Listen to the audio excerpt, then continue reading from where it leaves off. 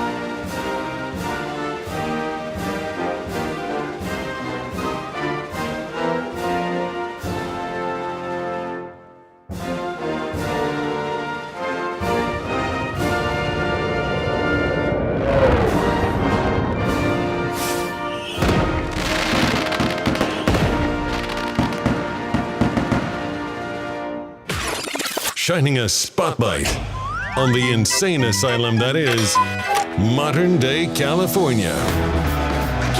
It's the John Phillips Show. And a very happy Tuesday to you at 12:06 in the West. It's the John Phillips Show.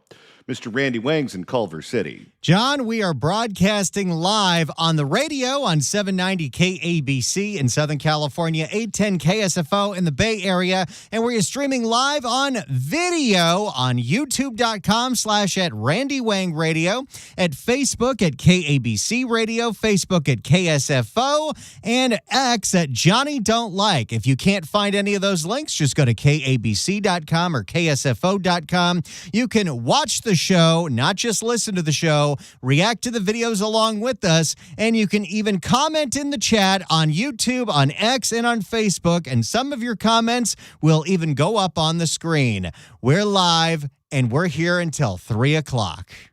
Coming up later on in the program, we'll give you an update on Maine Senate candidate Graham Plattner, where that race has had more twists and turns than a bottle of X-Lax.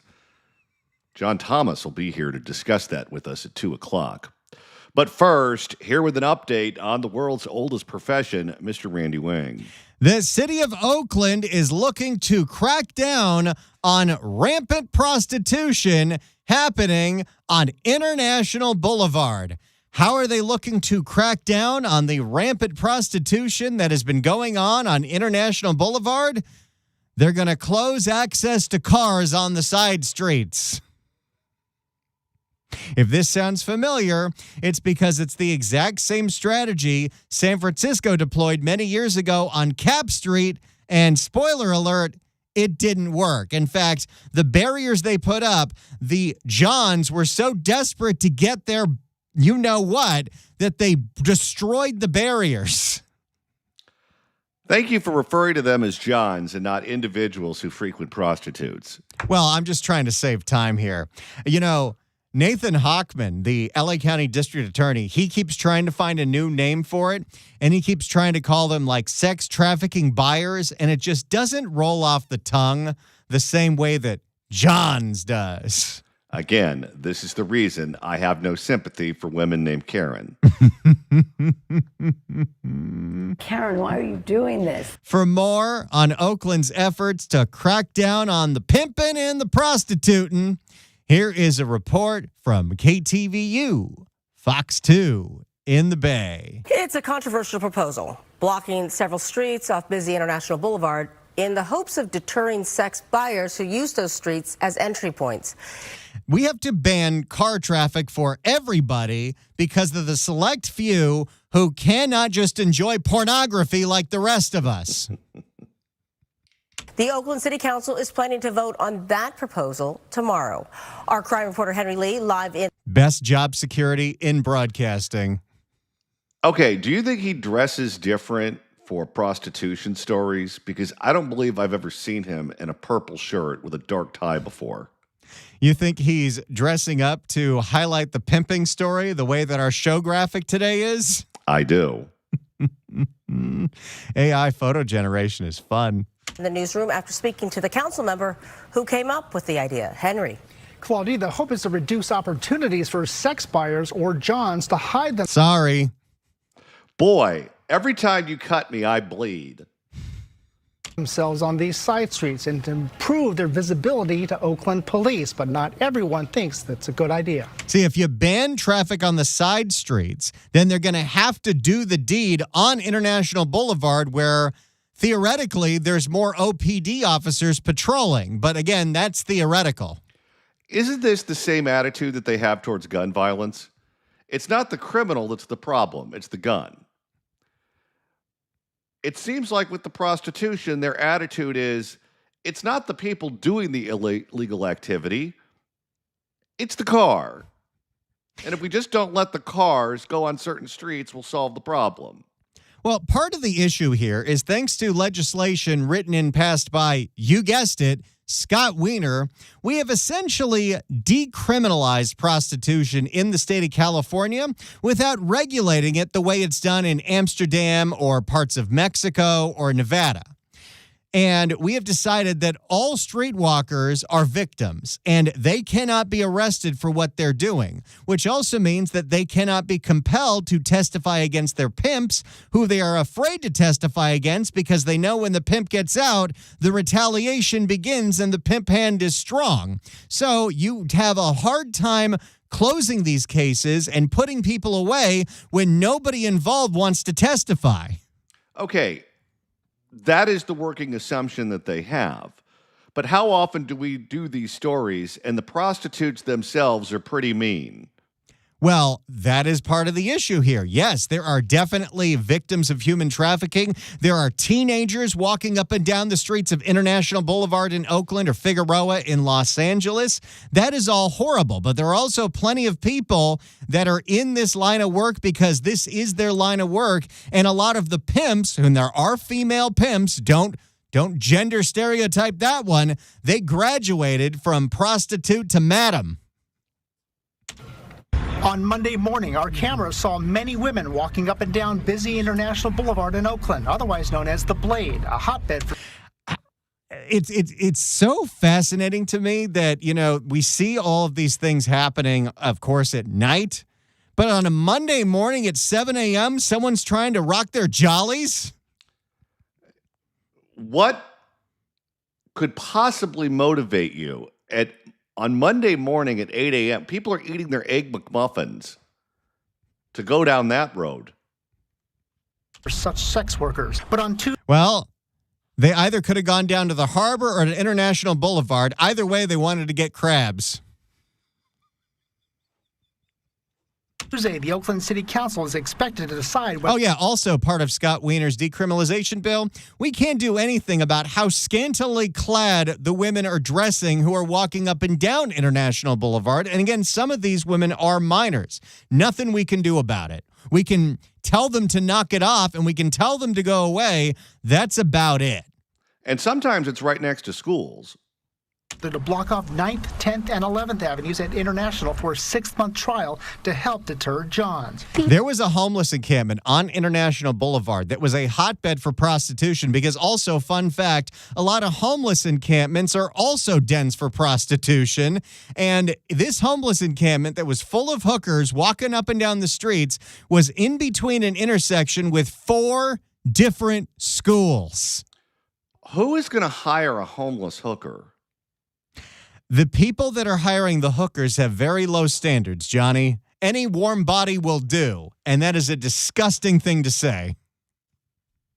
These families are fed up with the problem. And no, Charlene Wong, I am not related to in any way. As people have now discovered, thanks to the video, not Chinese. We should not have kids having to watch this take place. Oakland City Council member Charlene Wong represents the area and says her main goal is to prevent kids at nearby Franklin Elementary from seeing women walking the streets, their pimps, and customers driving up and down International. I hate to use such brutal. But we're not stopping them from walking up and down International Boulevard. We cannot stop the streetwalkers from walking the streets, even at 7 o'clock in the morning. Okay, as we go through the details of this story, I can't help but to think, is there any more destructive of a politician in the state of California than Scott Wiener? Everything that guy touches goes to hell. I can't think of one contribution he has made to the state of California. Everything that he does is destructive. It's actually one of the nice things about Scott Wiener going to Congress.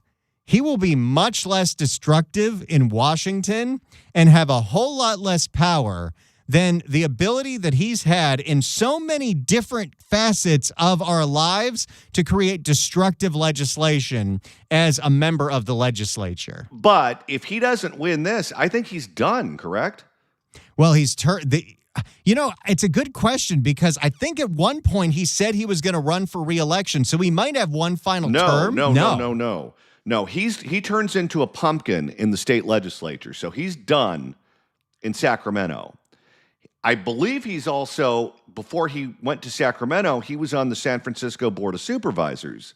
So he might be termed out there too. If he loses this election, we just might get rid of him thanks to term limits. But that means that California voters in the Bay Area are going to elect Connie Chan instead. I don't think that's happening. Yeah, that's no good. Language, but to look at the market, and then they turn on the side street. So they use 9th, 10th, and 11th to basically sort of initiate the transaction. And we've seen the same thing in Larchmont Village and in Koreatown in Los Angeles. And if you live on one of these side streets, you are picking up all kinds of prophylactics on your front lawn every single day. Do you see this comment in the comment section?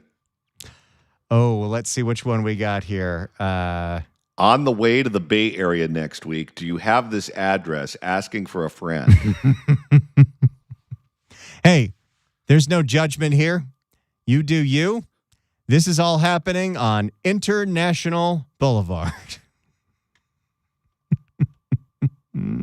Made clear, residents and business owners will still be able to drive onto those three streets from the opposite end, from East 15th Street. Hopefully they don't close entirely the street, because otherwise I'll go out of business. I need my customers to drive in to the shop. Ramin Zaray is torn. He owns Oakland Hi-Fi at 11th and International and installs car audio and stereo systems.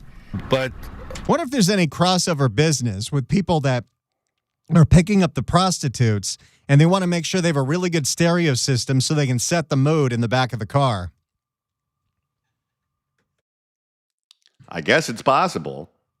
I hope they stop the Johns coming in the neighborhood. Sorry about that. Boy, how many times have I gotten whacked in this segment? A lot.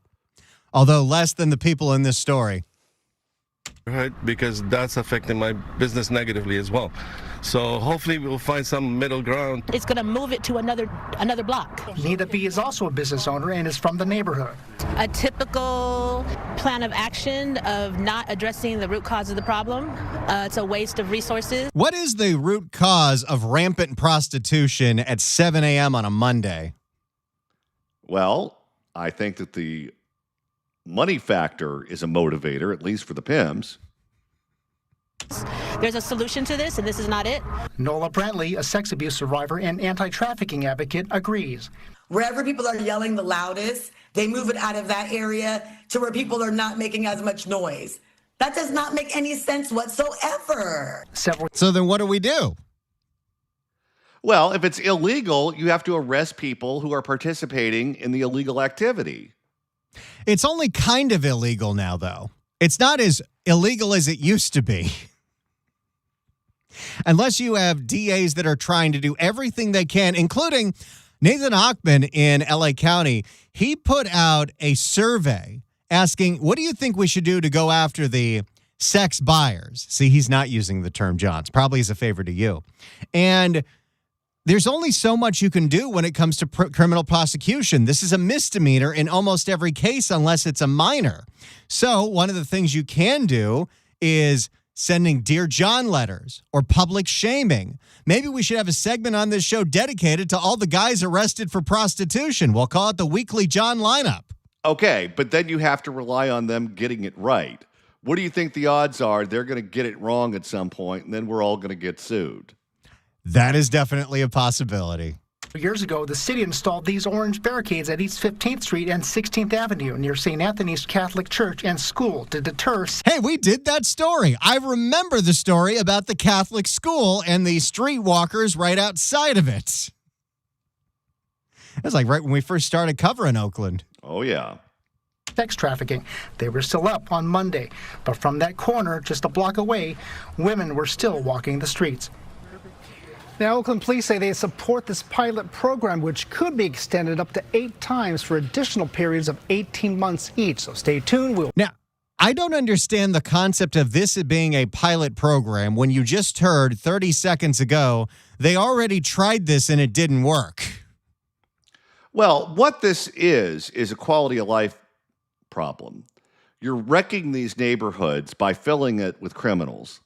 And then you're filling it with people who are trying to pick up prostitutes, and you don't want that element over in your neighborhood at 7 a.m. too, because it's not just their presence that's a pain in the ass.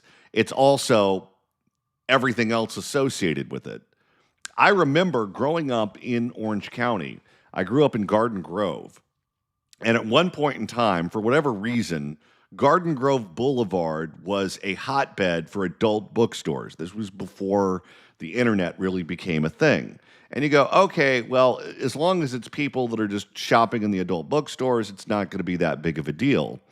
Yeah, but they buy stuff and then they use it in the neighborhood and they leave it there. And it becomes a massive problem, especially for children who are growing up in the area, that sort of thing. You don't want that where you live. And I can only imagine this being that on steroids. And it's hard to have a neighborhood where you feel comfortable and you feel safe when you have this kind of activity going on 24/7, especially at times like Monday morning at 7 a.m. That's when kids are going to school. That's when people are going to work. That's when you're taking your trash cans out to get picked up. You don't want that in your face when you're going through those motions. We'll see if this passes tomorrow and continues into the near future. Claudine? All right, we'll certainly keep an eye on it. Thanks, Henry. So there you go. That is the current effort to crack down on the pimping and the prostituting that is going on every single day at all hours of the night and all hours of the day on International Boulevard in the city of Oakland. I got to highlight this comment one more time. Gary writes in on Facebook, 7 a.m. would be a double bagger. It's the John Phillips Show.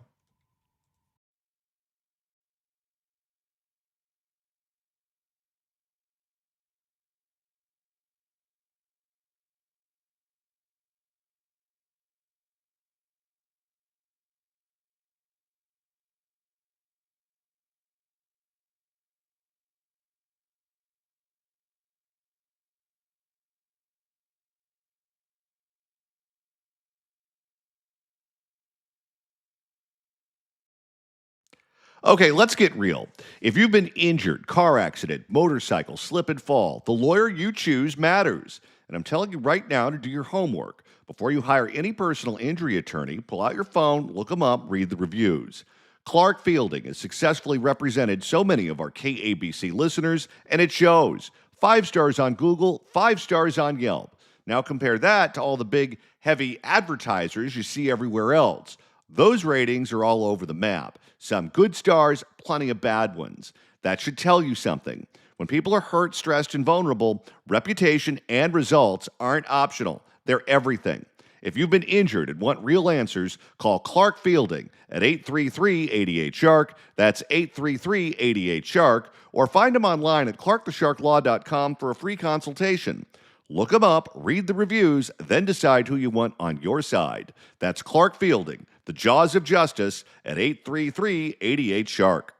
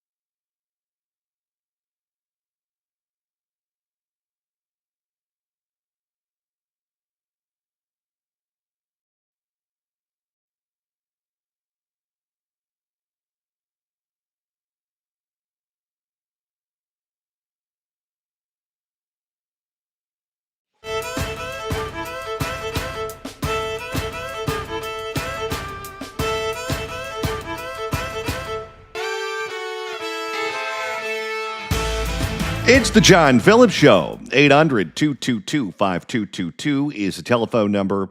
1-800-222-5222. If you'd like to email the show, you can do so at johnnydon'tlikeshow@gmail.com. That's johnnydon'tlikeshow@gmail.com. And Randy, if you want to watch the show performed live and participate with us, that's easy to do. All you got to do is go to one of the many places that we're pushing this show out every single day. YouTube is great. Go to youtube.com/@RandyWangRadio. The show is right there. You get to watch us. You get to watch the stories as we react to them. You get to comment in the chat. We're also at Facebook at KABC Radio. We're at Facebook at KSFO. And we are also on X at Johnny Don't Like. You can also go to KABC.com and KSFO.com to see any of those links as there. You can comment on the chat in any of these apps, and it will put your comment on the screen, like somebody who just realized that we had a picture of Paul Pelosi trying to crash into us from yesterday. I'm having a lot of fun with these graphics.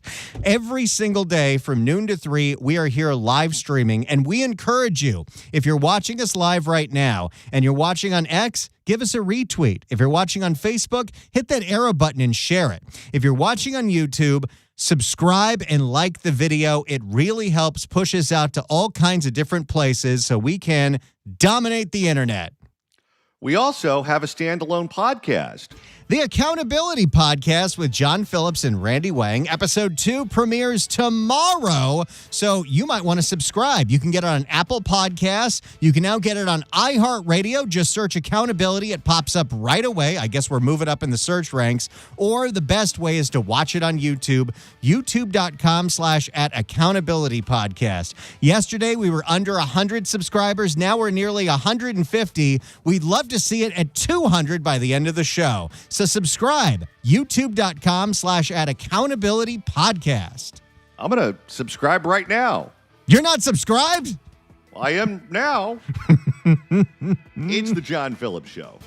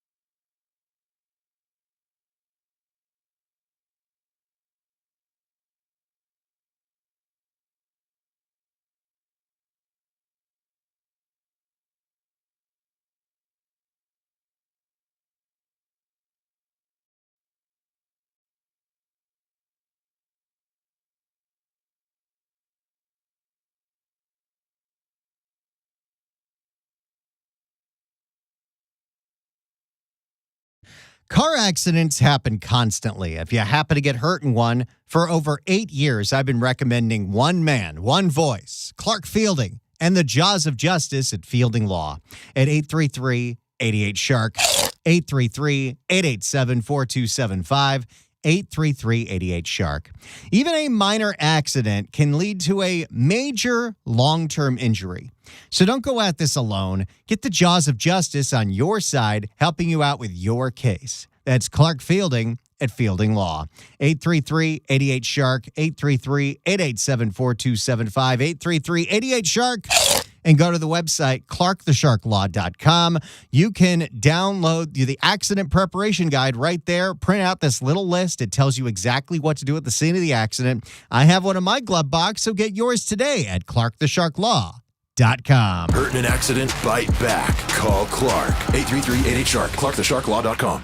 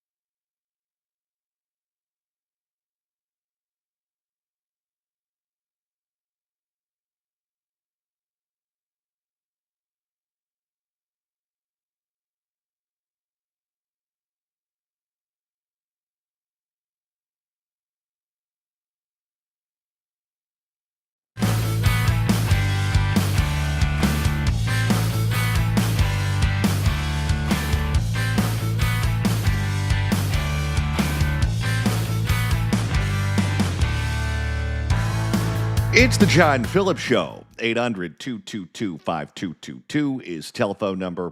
1-800-222-5222. If you'd like to email the show, you can do so at johnnydon'tlikeshow@gmail.com. That's johnnydon'tlikeshow@gmail.com. And Randy, you're monitoring the mailbag. CRP writes in at johnnydon'tlikeshow@gmail.com with a better way to control prostitution. Why not cordon off the area and check everyone's ID? Anyone named John cannot enter the area. Problem solved. Being banned from that neighborhood sounds like being banned from the Sizzler.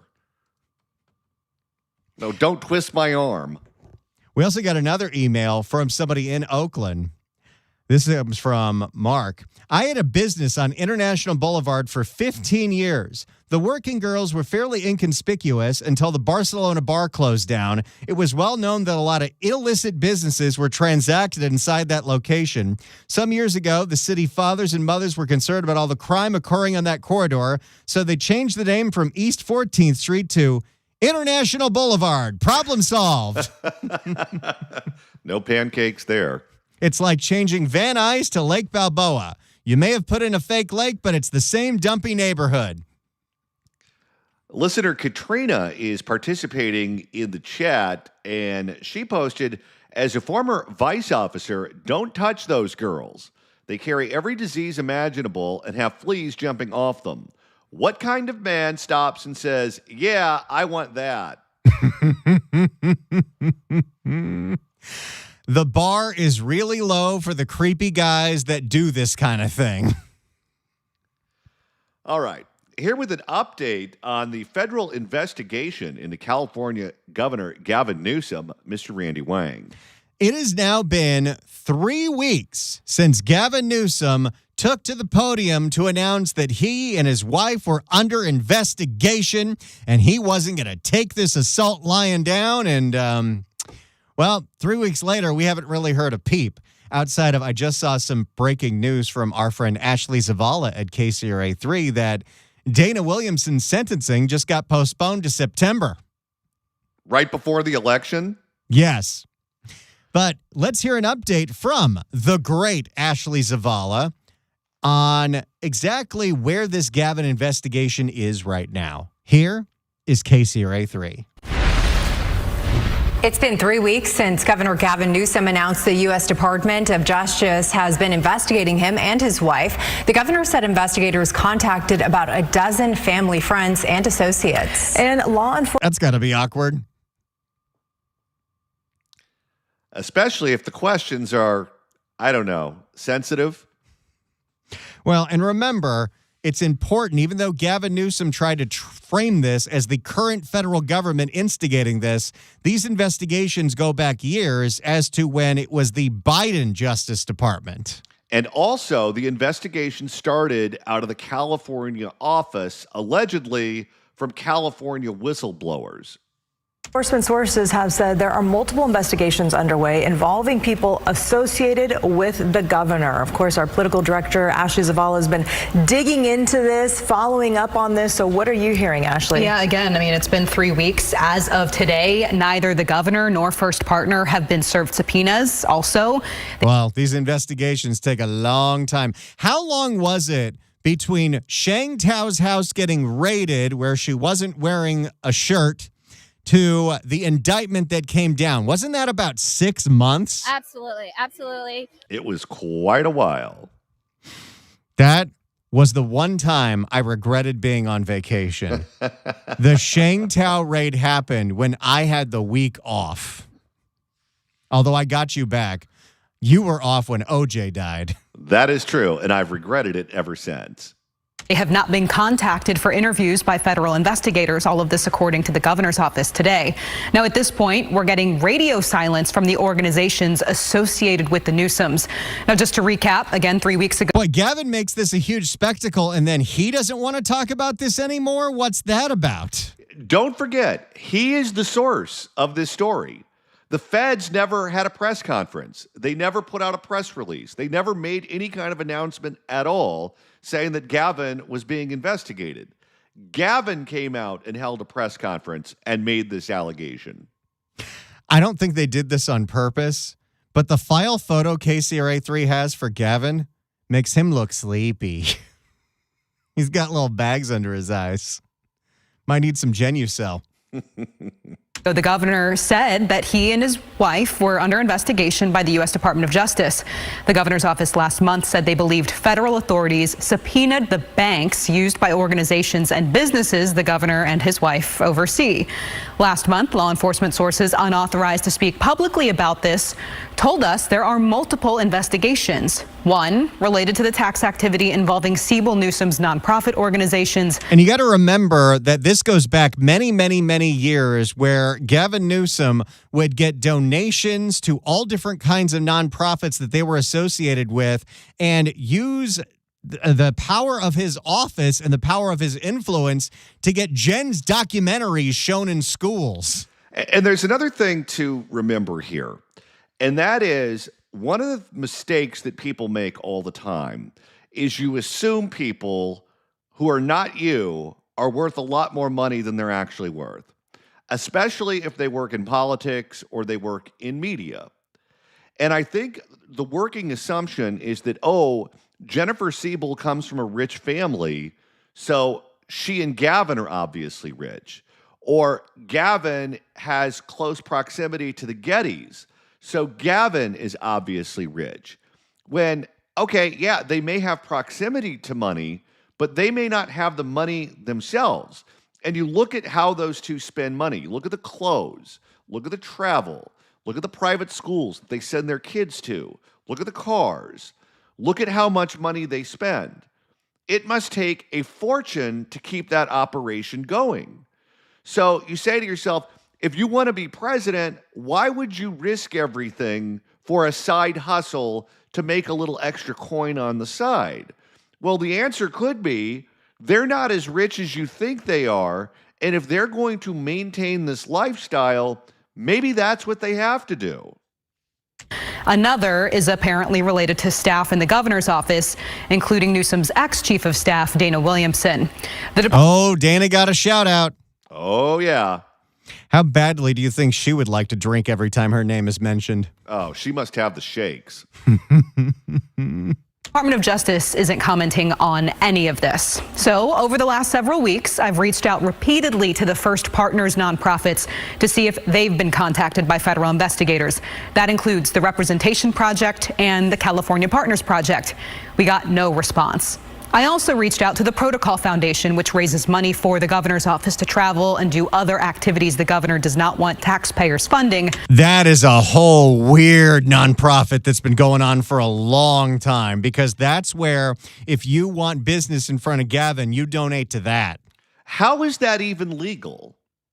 Oh, I'm sure it is. I'm sure I'm sure that the lawmakers in California, also federally, have crafted all kinds of ways to make all kinds of loopholes that the things that shouldn't be legal are legal. You remember the grift of the mayor's fund in the city of Los Angeles, which was Eric Garcetti's slush fund? You couldn't donate to him or to his BS presidential campaign, but you could donate to the mayor's fund, and they could use that money for whatever the mayor wanted to, and he put harassy Rick Jacobs in front of that charity. Oh, yeah. Talk about a guy with his hand out. There is a very Rick Jacobs adjacent story in the news today that we might get to later on. Oh, boy. Manny, we're coming for you. No response from that group either. Considering he has said he expects to be subpoenaed, for weeks I have been repeatedly asking if the Newsoms have hired their own attorney yet. Maybe they should get Bonta's attorney that he paid $500,000 to help with the Shang Tao investigation. They kept his slimy ass out of jail. For now. Bob Bonta.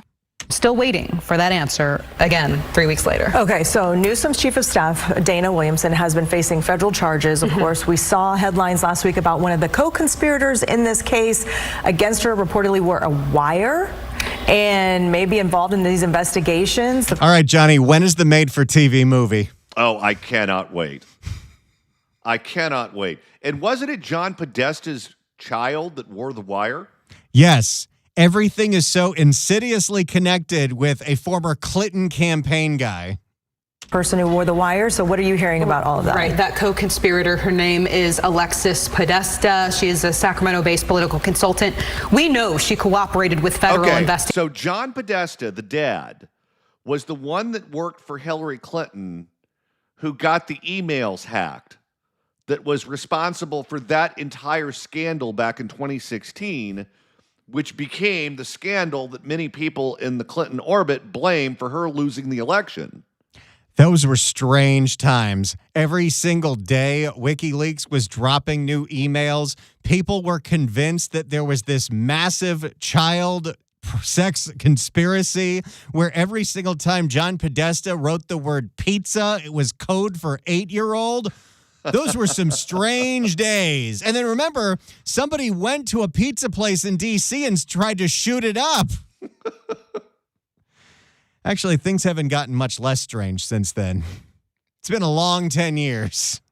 Based on court records, specifically in the investigation into Newsom's chief of staff, Dana Williamson. Now, Newsom's office is saying there is no evidence that the alleged use of a wire on Podesta is in any way connected to the governor. Now, I texted with Podesta's attorney today, Bill Portanova. This afternoon, we spoke briefly.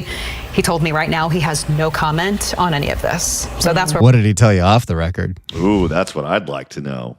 We're at. Very interesting. Yeah, still waiting for those answers. Yep. All right, Ashley, we know you asked the questions. Thank you so much.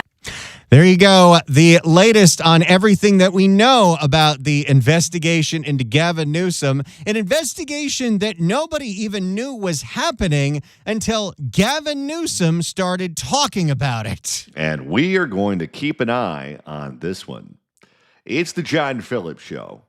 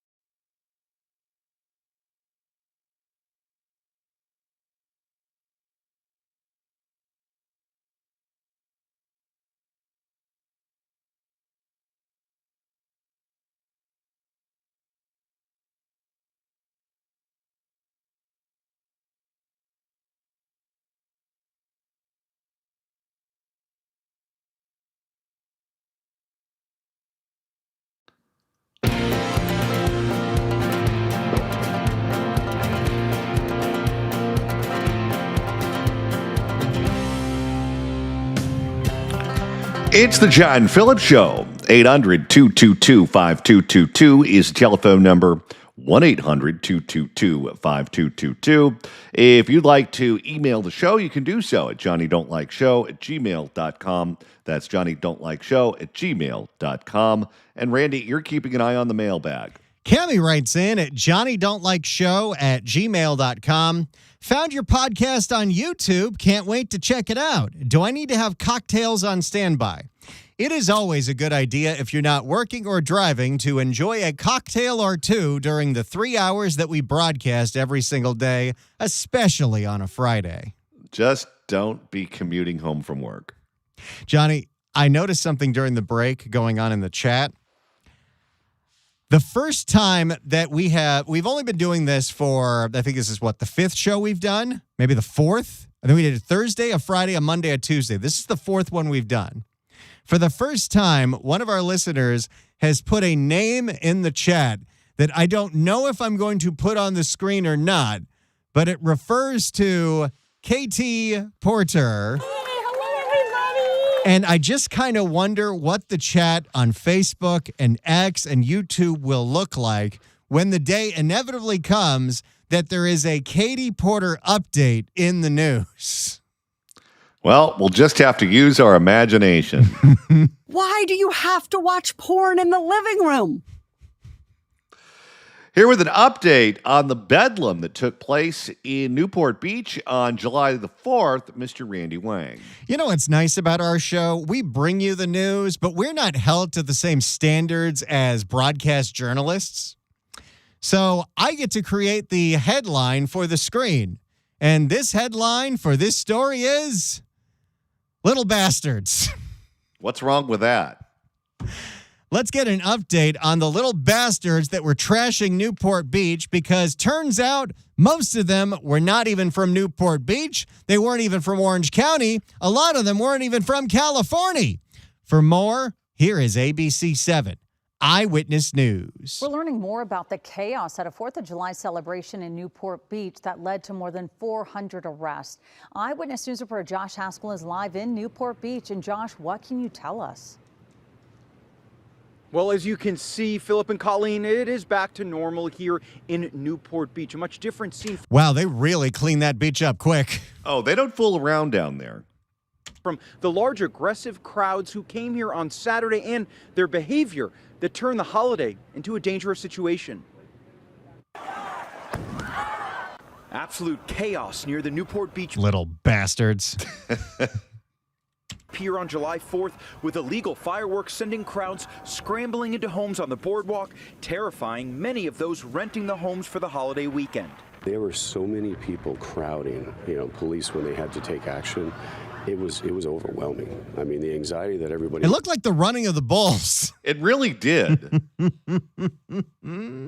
was feeling around here was seriously intense. Fireworks being thrown in the middle of crowds, fireworks being thrown in the middle of the police, fireworks being set off in front of people's homes under their car. Bad on the 4th just to not be able to leave our house. I mean, they eventually... you could have, and they had as much interagency operation as you can have, where you had the sheriffs, you had Newport PD, you had neighboring police departments, but at that point you were outnumbered by hundreds and hundreds and hundreds of little bastards. Well, imagine that. You live in this quiet community. You pay a fortune to live there. You're allowed to avoid a lot of the chaos that plagues the rest of the state. And then the little bastards just all descend on your community all at once, and they overwhelm your police department. To shelter in place. We couldn't go out to eat, couldn't go out the front, the back, stuff like that. So that was a bummer. According to the Newport Beach Police Department, 402 people were arrested from 6 p.m. Friday, July 3rd through 6 a.m. July 5th, mainly for refusing to leave once an unlawful assembly was declared. We think that at that point they can start, well, they can't be cracking skulls, but they want to, but they can at least put on their little wrist straps. In the old days, how do you think the cops would have handled this? Well, the cops would have done one thing. The parents would have brought out the baseball bats and the belts. Oh, yeah. The vast majority of these people have come to Newport Beach from out of state, Arizona and Nevada being the two main locations. A lot of the people that were arrested were... What's funny is if you're coming from Arizona and Nevada, you're probably driving and you probably brought all the fireworks with you. Oh, I'm sure. Young adults or juveniles, so we do implore that parents that are sending their kids to other states to celebrate summer or spring break, that they have them celebrate responsibly and preferably be there with their children. Who sends their kid unsupervised to Newport? Especially a teenage kid. Oh yeah. Why don't you take all the illegal fireworks that you were able to purchase, put them in the back of the car, fill the car up with your other buddies, and go to a different state and set them off. That's fine with me. Thousands reportedly organized on TikTok overwhelmed police. And of course, the social media platforms that profit off of this illegal activity and all of this organization, they are somehow blameless in this. It's not TikTok's fault. It's not Snapchat's fault that people are using their platform to not only glorify violence and glorify crime, but to actively promote it. Well, I'm not going to blame them because people sometimes do it over the telephone. I don't blame the phone company if the telephone is used to organize some kind of crime. The police departments, and I'm sure with AI, with tools like technology, they're going to get better at finding these situations out before they happen. And I think that the police departments are going to have to be more proactive at figuring out when there's chatter involving their city on these platforms, because it's not like they're operating in encrypted private chats. They're operating in public domains. Well, you should be able to use AI to search to find out if your particular community is the target for one of these takeovers. Fights broke out. Fireworks were launched at people, including at police officers, injuring one officer. The outside display at this Pavilion supermarket was destroyed, but police say the inside of the store was not accessed by the crowds. Although the city of Newport Beach said that was a smart idea. Let's give them a bunch of stuff to destroy outside so they don't destroy anything inside. Much cheaper. They'd been planning for the holiday weekend for months. Things clearly got out of hand. 5,000 plus people up and down this beach. I mean, just guesstimating. The police were outnumbered 500 to 1. And one Newport Beach City Councilman said that this is not the standard that the city should accept and that he will work with public safety to prevent a repeat. Live in Newport Beach, Josh Haskell, ABC 7 Eyewitness News. So there you go. That's the update on the little bastards that decided to trash Newport Beach over the 4th of July holiday. Most of them were not from Newport Beach, and a lot of them were not even from California. Which was our theory when we talked about it yesterday. Now it's confirmed. All right, we've got 2 more hours coming up on the John Phillips Show. The Fix California hour's next. Don't you go anywhere.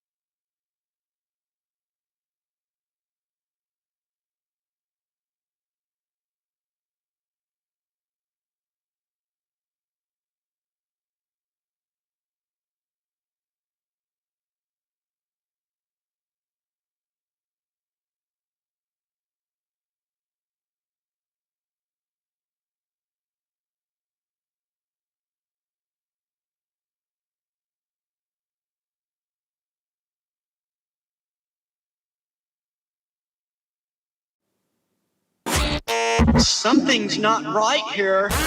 Crime is up all over the state. The homelessness in the city is out of control. The economy is sick. Taxes are high. Housing is expensive and businesses are leaving. California needs fixing. And John Phillips is just the man to lead the charge. It's the Fix California Hour with John Phillips and Randy Wang. And we continue at 1:05 in the afternoon on the John Phillips Show. Mr. Randy Wang's in Culver City. John, we are broadcasting live on the radio on 790 KABC and 810 KSFO and broadcasting live on video at youtube.com/@RandyWangRadio. We're also live on X at Johnny Don't Like. We're on Facebook at KABC Radio and Facebook at KSFO. You can watch us on any of those platforms. There's also links at KABC.com and KSFO.com. Come be part of the live feed, which not only means you get to watch us in our studios, you get to react to the videos as we react to them, and you even get to put comments into the chat, and some of them will get on the screen, like this one that I'm already regretting putting on the screen. Katie Porter now watches porn in the kitchen while sweating on the exercise bike. Also, what's great about having the live chat is it's almost like having a live team of fact checkers, because whether it's people on X, people through the email, or people through YouTube, we have had several people all report to us that Alexis Podesta is not related to John Podesta. She is a different Podesta. Well, there you go. Thank you. We did not know that. Just like that John Phillips attorney in Jacksonville, Florida, is no relation to me. No, but he is investigating Carol Baskin's husband. He's got a lot on his plate, that John Phillips. Mm-hmm. 800-222-5222 is the telephone number, 1-800-222-5222. The big story nationally is the scandal involving Maine Senate candidate Graham Plattner, where the Democratic Party is now calling on him to drop out of the race. He is yet to do so and won't announce what he's going to do in the long term quite yet. We'll have more on that at 2 o'clock with Republican strategist John Thomas.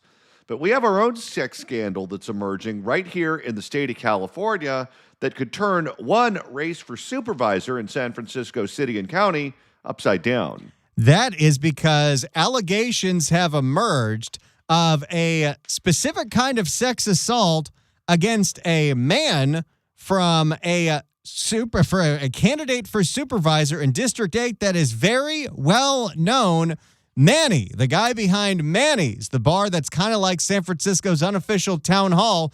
He's running for office, and somebody has alleged that Manny got a little grabby. Uh-oh. For more on this story, we go to a report from KRON 4. A well-known candidate for San Francisco supervisor is facing an allegation of sexual assault. That's our top story on KRON 4 News at 10. I'm Dan Thorne. A former political organizer is accusing Manny Yukutiel, the owner of Manny's Cafe, of assaulting him at a social gathering. KRON 4 spoke with that alleged victim, and we have reaction from Manny Yukutiel, who is also denying the allegation. Not being believed is like terrifying. To talk about something like this and to not be believed is humiliating. Boy, this reminds me of the Rick Jacobs days. Whatever happened to that lawsuit? Did that LAPD officer get a ton of money? I think he did, but I have to look into that. Sometimes these things take years and years and years, but that story was, like 7 or 8 years ago. Chapin recounting the night he says he was sexually assaulted by San Francisco supervisor candidate Manny Yukutiel. While it is KRON 4 policy to not identify alleged sexual assault victims, Chapin made the decision to reveal his identity.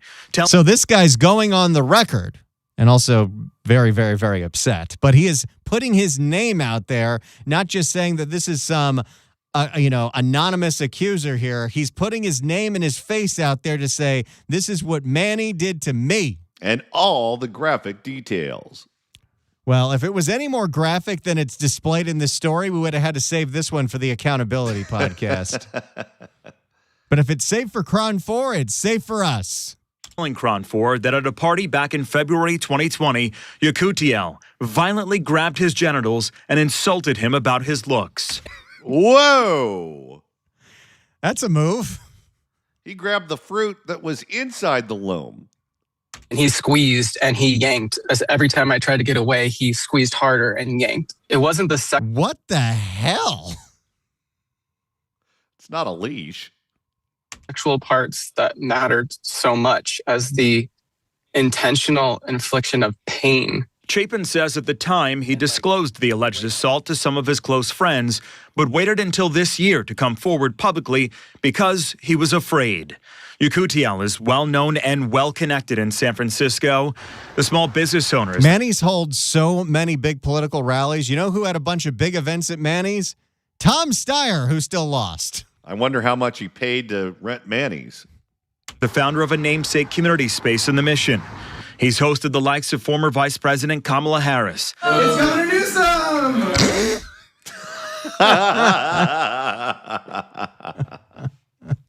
Gavin in his inconspicuous Cal Fire jacket with the hat. Governor Gavin Newsom and Hollywood actress and activist Jane Fonda, among others. Yakutiel Boy, it's just a rogues gallery of fun going on in the Castro. Yeah. Currently running to represent San Francisco's District 8 neighborhoods, like the Castro, Noe Valley, and Glen Park. The idea of it's my word against his is like, why would anybody believe me when so many people know him? So many people Wait like a minute. him. Is that just something he does on a regular basis? Well, like, what's the point of that? You go on some long, boring story and you think the person's going to walk away, so you have to grab them by the genitals to keep them there? Not typically a move that I've ever heard of, but as we have seen with so many of these stories, by the way, someone says that we should update the headline to be Manny got a little handy. I think that can't do that. I think if this was only broadcast on video, I could get away with that. But we'll try to be a little more professional here when it comes to that. But as we saw with Rick Jacobs, as we saw with Eric Swalwell, as we may see with Graham Plattner, usually these people have a pattern. You remember when the police officer made the allegations of all the male-on-male sexual harassment that he was subject to, including things that were so explicit we could not say them on the radio against Rick Jacobs, Eric Garcetti's top advisor. It wasn't just that guy that came forward. There were several other staffers, including women, including Naomi Seligman, who's been on this show many, many times, talk about the harassment that they've faced, including her getting kissed on the lips by that guy, even though he's a gay man, and other staffers texting in Discovery, well, Rick hit on me again today. So it's very rare that this is an isolated junk-grabbing incident. No, and maybe this is just one of these things where, you know, you're at a cocktail party. You really want to show off your vacation photos. And you know no one has any interest in your vacation photos but you. So you say to the person you're talking to, now listen, I don't want this to be awkward. But to make sure you don't leave before I'm done, I'm just going to make sure to just grab a handful and keep you right there. You know, everyone has their party move. You slap someone in the back, you say, good seeing you, and you run the hell out of there. Maybe his move is to keep you right in place. He holds you in position. Maybe he was drunk and he thought he was going to lose his balance unless he held on to something. Chapin says he filed the police report in April of this year. KRON 4 was able to obtain part of that report and confirmed that it was filed. Yakutiel has not yet responded What to are the KRON 4. police going to do? Bring his member down to the station for fingerprints? How do you investigate this? It's his word against the other one's word. Well, for some reason, in 1993, the investigators had to take a whole bunch of pictures of Michael Jackson's you-know-what. Oh, yeah. His request for an on-camera interview, but instead released a social media video refuting the allegation. I wonder how many edits he had in his video. Just want to tell you what I told him when I met with him, which is that there are two things I know to be true. One, whenever someone accuses someone of something like this, they deserve to be heard and taken seriously. But the other thing I know to be true is that I didn't do this to him. He goes on to say police have investigated. I can tell you this. If he stays in the race for supervisor, he's going to have his hands full. At least I'll say in Manny's video on social, it's not heavily edited. But still, who comes out with an allegation like this, especially putting their name on it just to make it up to stop him from being a San Francisco supervisor? I don't know. It's such a strange allegation, too, because we hear the normal ones over and over and over again. This one, let's just say it's different. Investigated and, quote, deactivated the case. Cron 4 has reached out to SFPD, but has not heard back on the status of any potential investigation.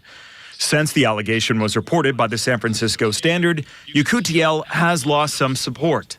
California Attorney General Rob Bonta, Oakland Congresswoman Bob Bonta dropped his support for Manny? And if there's anyone I would have thought would lend him a hand, it would be Bob Bonta. Look at this Oakland leader, Johnny. What's the podium she's standing in front of? Oakland Ballers. Oakland Bees! Oh, Shangy. Play ball. Only we were doing video and you were around. Latifah Simon and District 7 Supervisor Myrna Melgar have all withdrawn their endorsements. The Attorney General saying, I wonder how many of them also endorse Swalwell. Probably all of them. Given the seriousness of the allegations that have been raised, I am withdrawing my endorsement of Manny UQTL's candidacy for San Francisco District 8 Supervisor. I have deep respect for the courage it takes for survivors to come forward, and they deserve to be heard. Through tears, Chapin said he was grateful they chose to no longer support UQTL. I never expected any of that.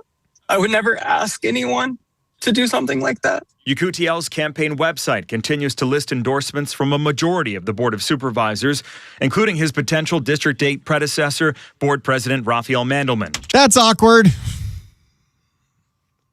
I wonder if Gavin ever got grabbed at one of those events over at his place. If he did, he probably would have said something like,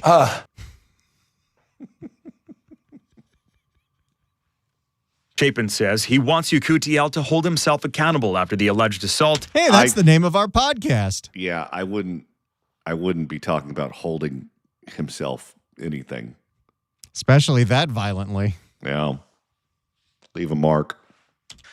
He's fearful of UQTL being in power over others. I don't believe that someone who did what he did to me only does it to one person.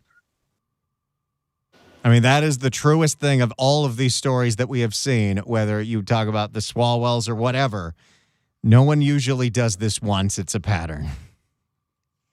Well, we have reached out to a number of other supporters of UQTL for their comment on this allegation, and as of this report, they have not responded. If you or someone you know has been the victim of sexual assault or abuse, call the National Sexual Assault Hotline at 1-800-656-4673. So there you go. Those are the allegations against Manny Yucatel, the guy behind Manny's, the big town square bar in the Mission, who's running for supervisor. And it's been alleged that he was violently grabby against this guy at a house party in 2020. Okay, so what do you think this guy is, the victim I'm talking about, is most upset about? The fact that he was grabbed or the fact that he was told that he was repulsive? Oh, I think they both got hurt in very different ways. Because that's what the allegation is, correct? The allegation is at a house party in February 2020. So right before COVID, when everything was simple. He was insulted. He was first grabbed, then squeezed very painfully, grabbed some more, and told he was ugly. Okay, that doesn't make any sense to me. You walk up to someone at a party. You have something that's on your mind. So you go, okay, I want to talk to this person. There's something very important they need to know. So you grab them by their private parts You pull them real close, and you go, I just want you to know something. You are, without a doubt, the ugliest son of a bitch I have ever seen before in my entire life. I don't know what your mother was drinking while pregnant with you, but it looks like someone whacked you in the face with a stick and never missed. Okay, now you're free to go. Who does that? Definitely doesn't seem like a common thing, but I mean, that is a very specific story to be making up. Either everyone involved in this story was obliterated. Do they serve booze at this Manny's?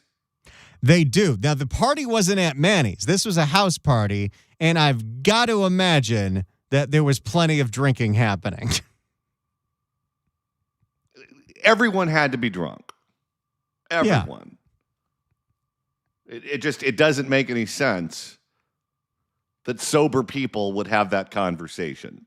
Is it possible he was so obliterated that he thought he was actually leaving the party and he grabbed what he thought was the doorknob and was trying to twist it open? It's possible. But that's a strange comment to make and a strange thing to do.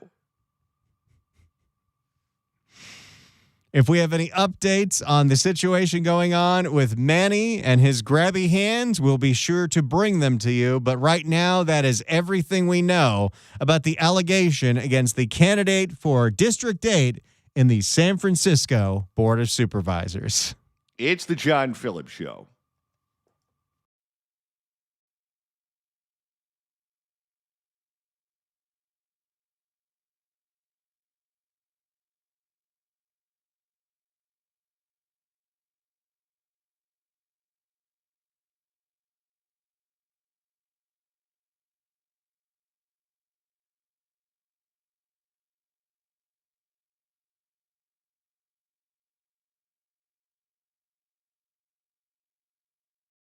I love my Solaire infrared grill. I have had it for over a year, and it does such a great job on chicken, on steak, on fish, on veggies.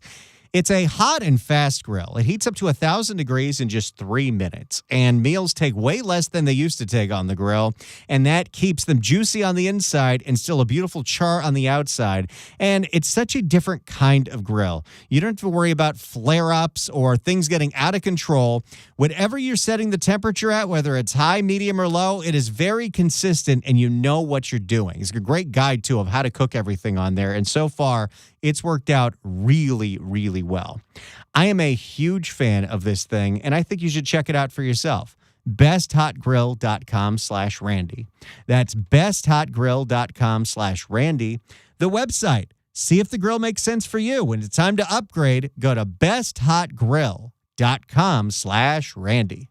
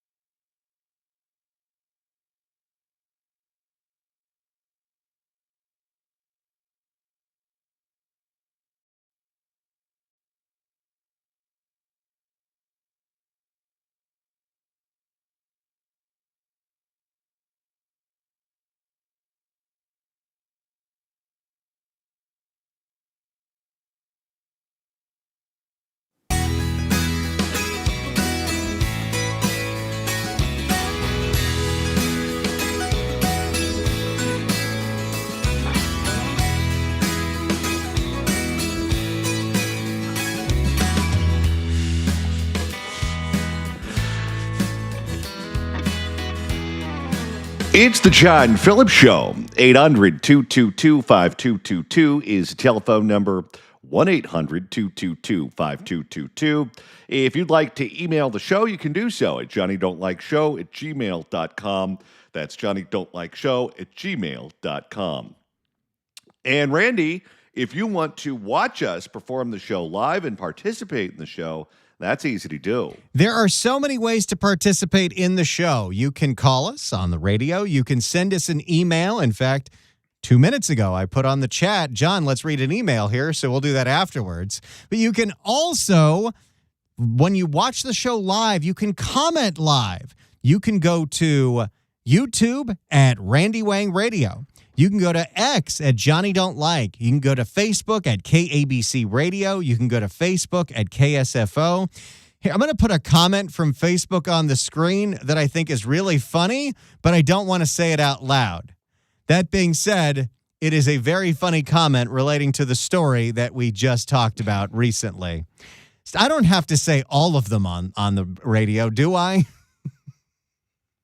We hope that you check out the show. And if you're watching us live, do us a favor. If you're on YouTube, make sure you hit like and subscribe. That helps push it out to more people. If you're on X, hit repost. If you're on Facebook, share it on your feed. We're trying to get as many people watching this noon to 3 show as possible.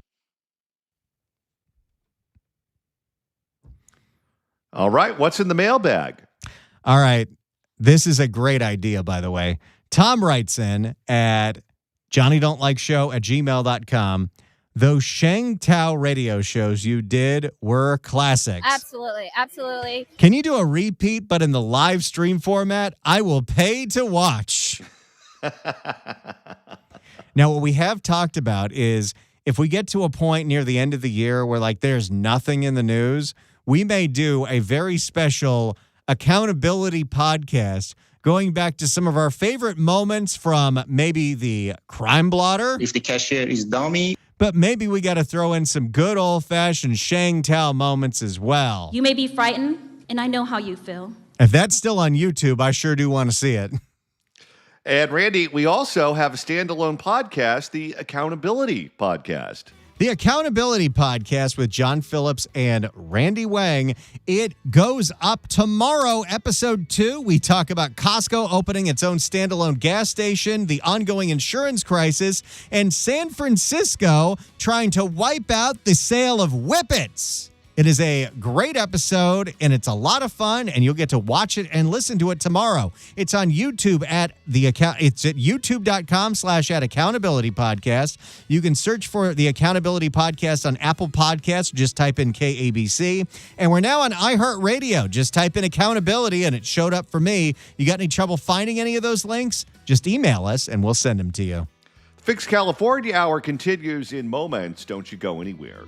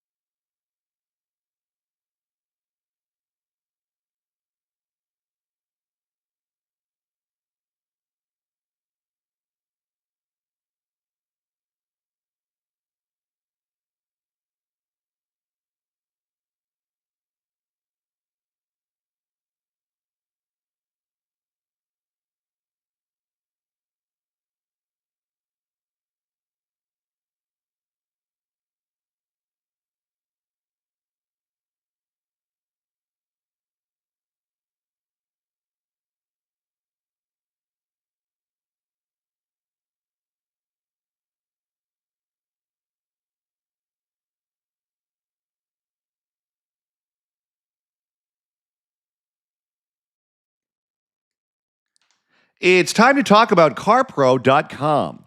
Listener Robert contacted Tustin Hyundai because they're an authorized CarPro dealership.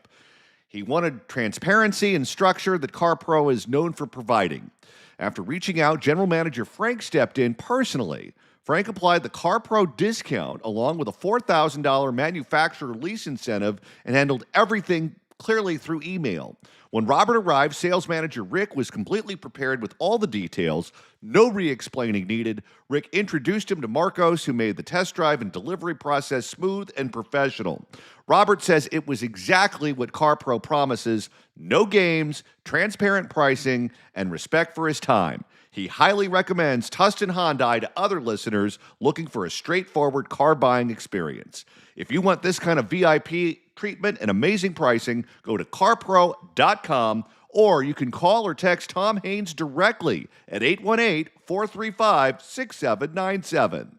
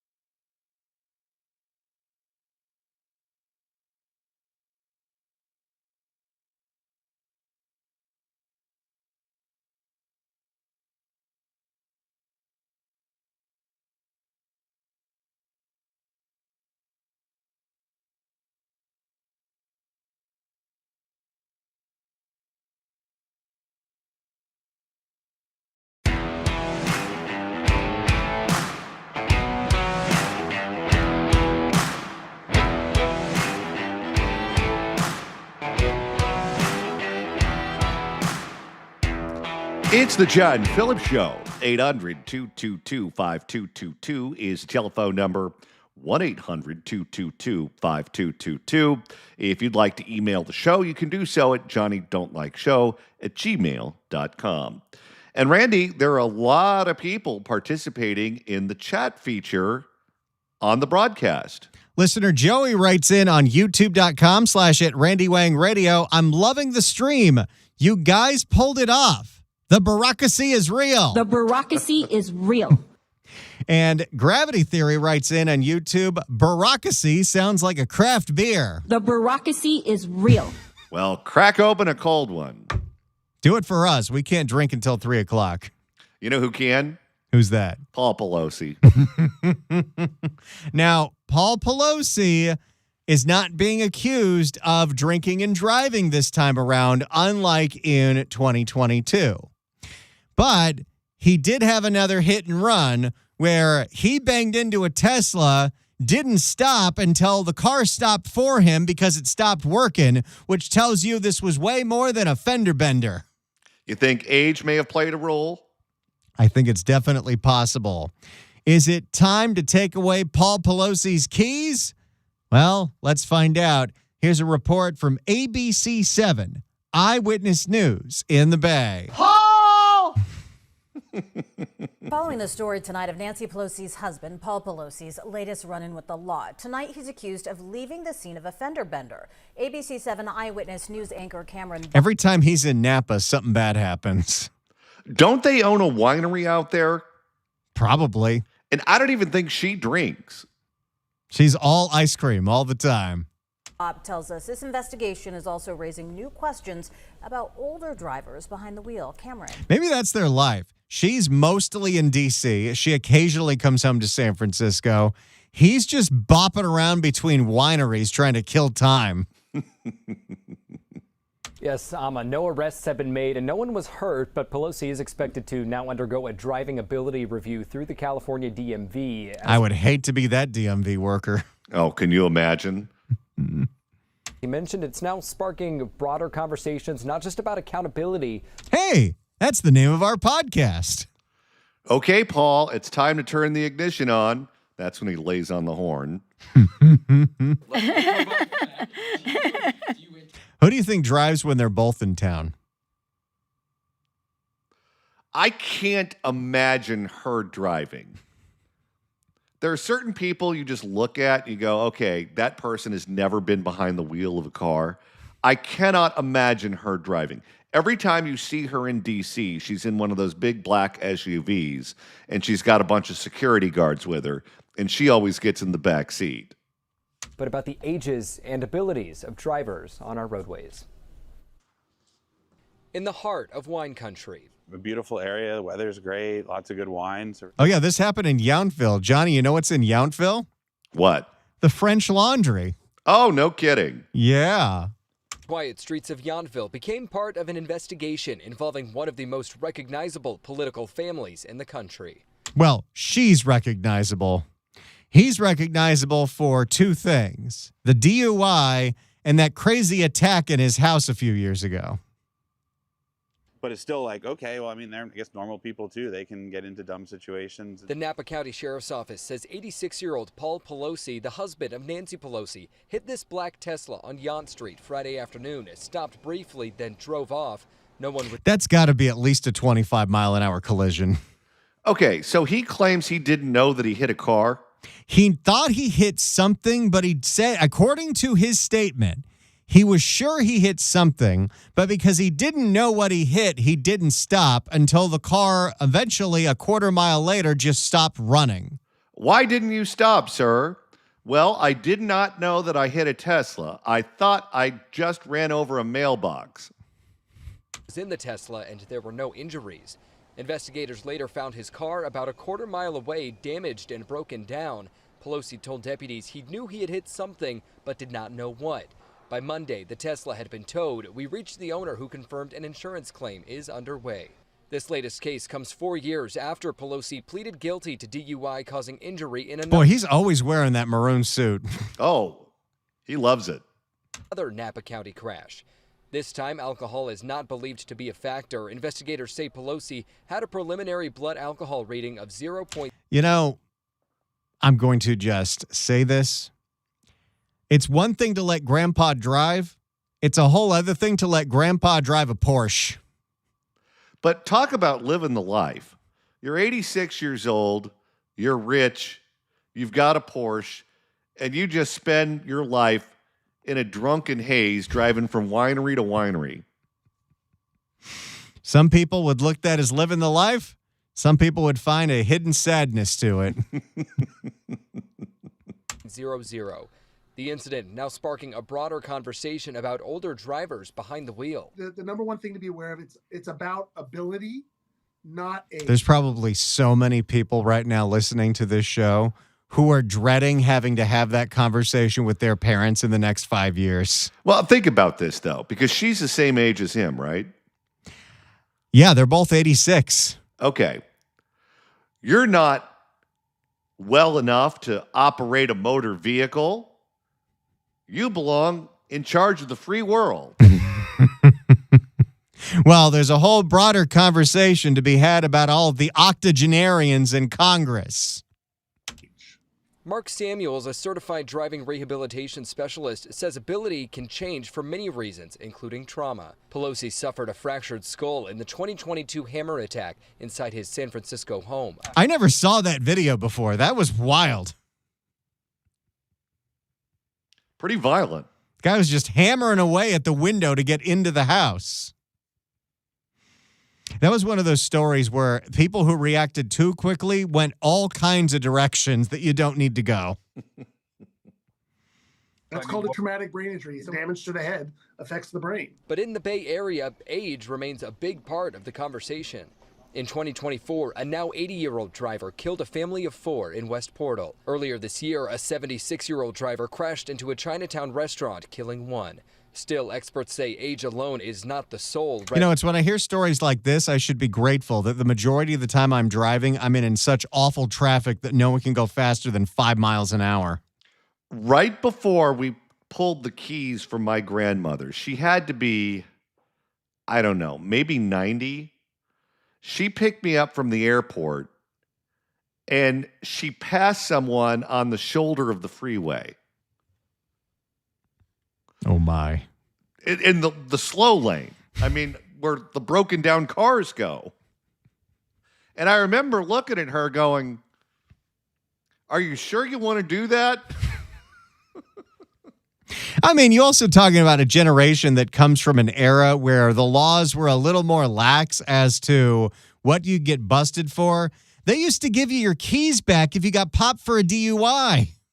Oh, yeah. Just or make sure you get home safely. They'd let you drive home, and then they'd follow you home to make sure you got there. You could have beer cans rolled around in the back seat. Flag. So are there any concerns about how they're able to get through a day, manage their affairs? That could be a sign that they're also might have challenges with driving. And before it ever gets to the DMV, experts say that conversation often starts at home with families noticing changes. And those conversations are going to be real awkward. California drivers 70 and older already have to renew their licenses in person, but a crash or medical concern can trigger a closer review of abilities. In Pelosi's case, the sheriff's office says that review is now being submitted to the DMV.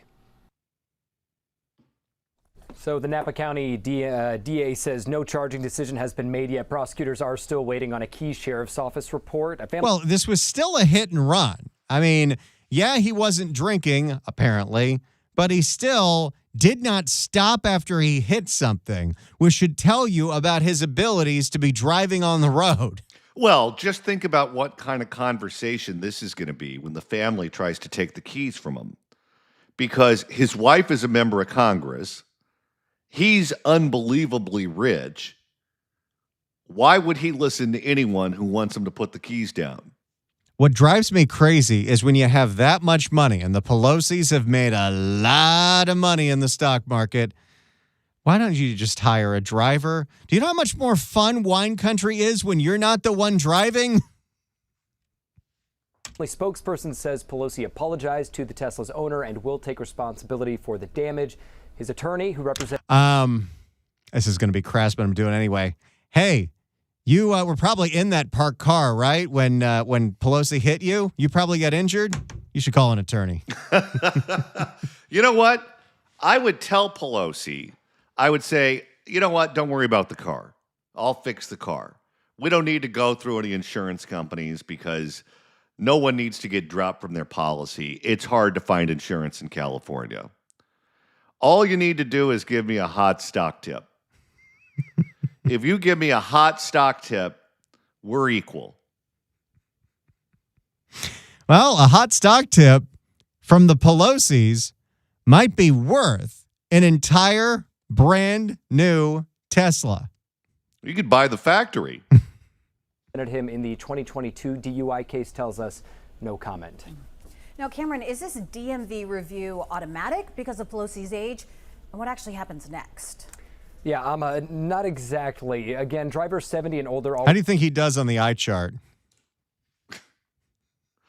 Yeah, I'm sure when he does the eye chart, some of them are letters, some of them are numbers, some of them are hieroglyphics, some of them are drawings of famous people from the 1950s. What letter is that? That's a silhouette of Bob Hope. They have to renew their license in person, but this kind of review is usually triggered by something specific like a crash, a medical concern, or in this case, a referral from law enforcement. And then from there, the DMV can take a closer look at whether someone can still drive safely, which could include medical information, a vision test, a written test, or even a behind-the-wheel test. Again, we're talking about ability, not age here. And even family members can refer loved ones for a review. And sometimes when that's not done, that is when something bad can happen. Live in the newsroom, Cameron Popp, ABC 7 Eyewitness News. All right, Cameron, thank you so much. So there you go. That is the latest on the hit and run from Paul Pelosi. where he's going to have to now take a DMV test. We're not sure if he's going to get charged for hit and run, but it is definitely making a lot of people think about the fact that, well, maybe, just maybe, the 86-year-old has had his last time behind the wheel. You think he's going to pass that test? No. I do not think he's going to pass that test. Maybe they'll send him to some kind of special ed driver's ed. Thomas writes in at YouTube, given the number of cameras the Tesla that he hit, one or more may have captured images of Pelosi in his car prior to and at the point of collision. It might show his measure of attention to his driving. What do we think? He was scrolling on the TikToks while riding up and down Yountville? What do you think he was listening to in the car? Well, you get KSFO pretty damn good up in the Bay Area, including in Napa. Maybe he was listening to us. It's possible. Probably big band. The 40s channel. My father-in-law likes that channel. And we're going to have a conversation with him in about 5 years, and I'm not looking forward to it. He loves those 10-hour drives from Dallas to New Mexico. Uh-oh. Well, tell him to stay away from the parked cars.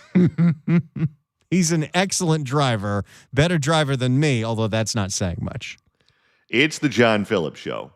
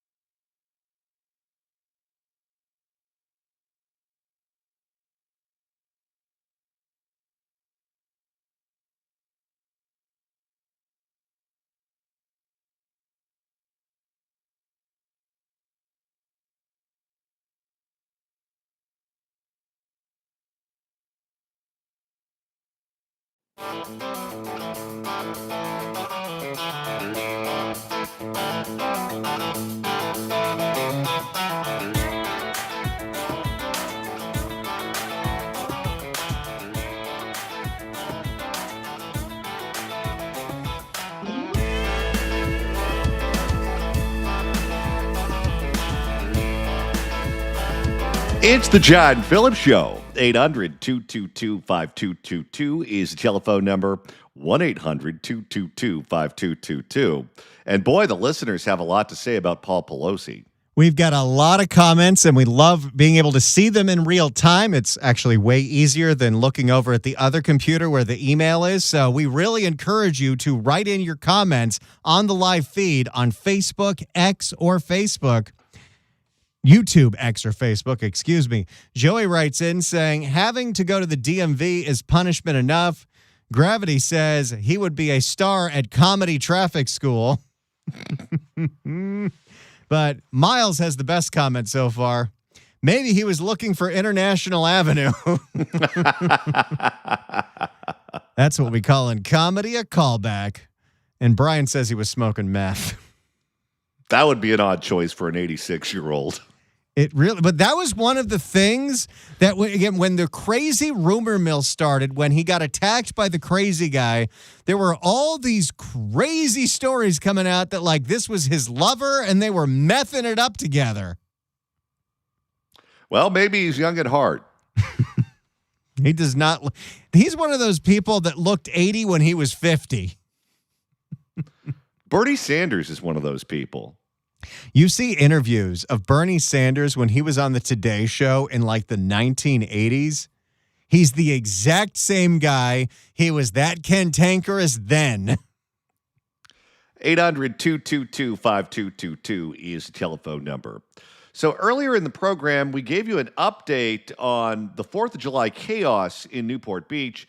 Randy, you have an update for us on the 4th of July in the city of Oakland.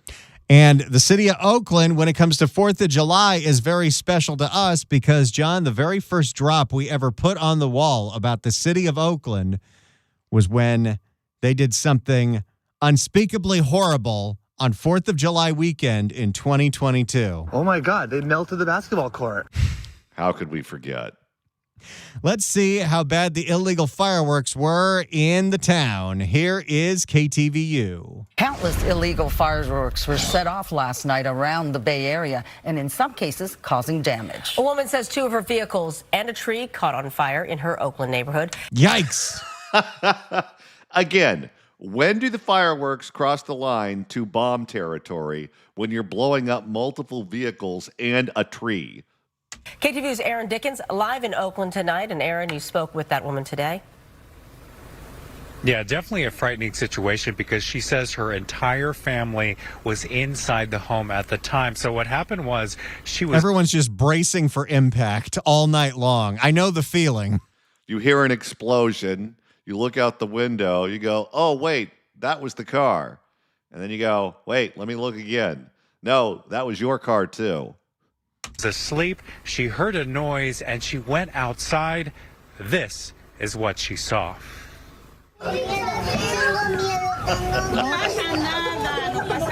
Holy cow! Again, you know, there's just an aspect to doing this show where I don't even usually see these videos because I listen to them while I'm doing chores around the house or walking the dogs. I didn't even realize it was that bad. No, it looks like a bomb went off. We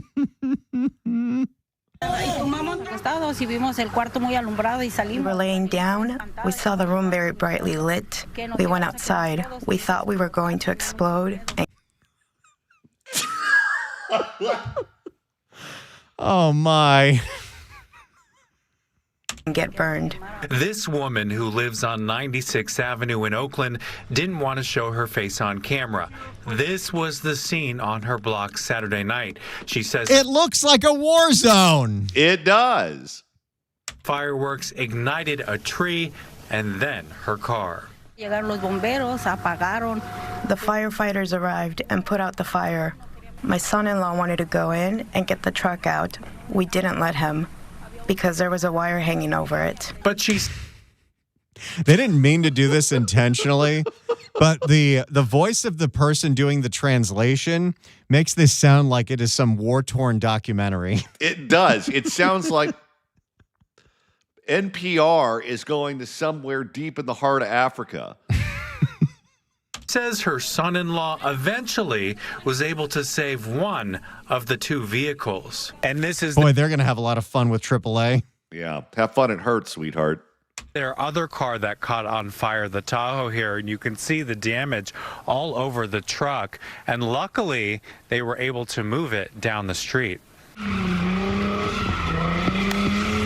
Also in East Oakland. You know, it's just true what they say about Oakland. It's wild, wild west out here. Oakland, a car circling this intersection, shooting fireworks out of the window. And here on 13th Avenue, trash and fireworks left behind in the street. They continue to go off in the middle of traffic. We went to the same spot the next morning, and people we spoke with say it's pretty much cleaned up. It looks good. Yeah. Refreshing. They did their best job over here because I feel like they worked the most over there where the cars were at. They cleaned up all the garbage. Oh, not really. Well, how about the two burned out cars? Just another 4th of July in the town. All right, we've got one more hour coming up. Republican strategist John Thomas joins us. Don't you go anywhere.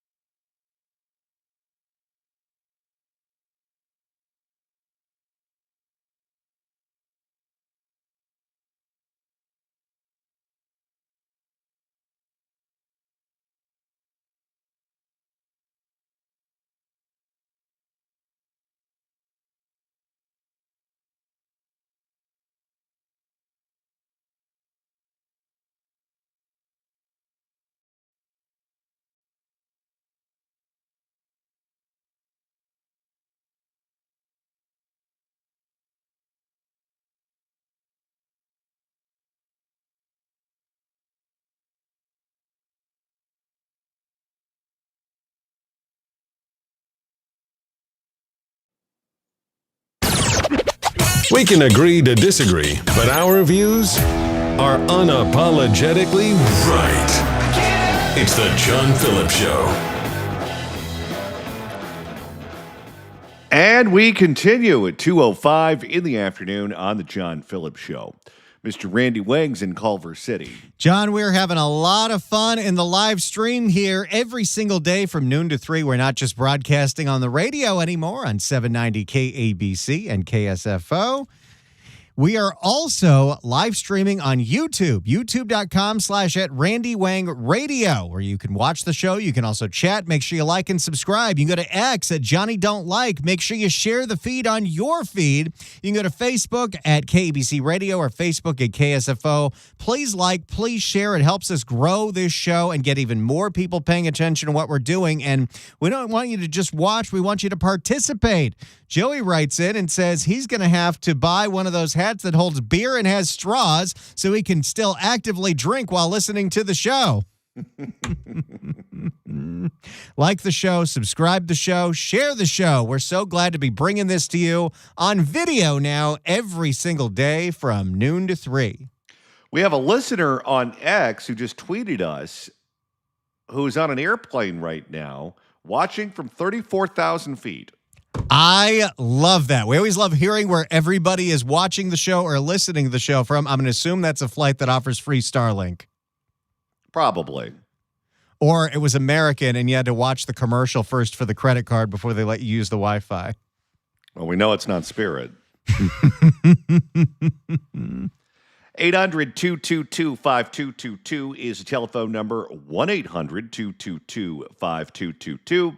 It is our pleasure to welcome our next guest to the program. He is a Republican political strategist who you can follow on X at The Thomas Guide. John Thomas, welcome. Hey, John. Great to be with you. Well, thanks so much for stopping by. So yesterday, we learned that candidate for U.S. Senate in the state of Maine, Graham Plattner, was accused by an ex-girlfriend of sexual assault. We know that this guy has had 1,000,001 problems, including having a Nazi tattoo, declaring himself to be a communist, and at one point he called the Virgin Mary a skank. And now we know that he's an accused rapist by at least one person, an ex-girlfriend. He has denied all of the allegations. He put up a video yesterday where he did so. They must have done about 55 cuts, though, because that was something that was all edited together, which is odd in a video that you would post denying that you're a rapist. But anyway, he said he didn't do it and that he has not decided how he would move forward in terms of his campaign for the United States Senate. What do you think his options are at this point, and what do you think he's going to do? Well, this is actually an interesting circumstance, John, for a couple reasons. First of all, Graham won his primary fair and square, even after some of these first allegations, whether it's the Nazi tattoo, et cetera, had come out, and Maine voters, Democratic voters, chose him overwhelmingly. It reminds me a little bit, John, of Joe Biden carrying the nomination to be the Democratic nominee for president again, and yet being cooed by his own party when they decided that he was not viable any longer. And this feels a little bit like that to me. The Democrats at the leadership level knew about Graham's issues. They didn't do anything about it.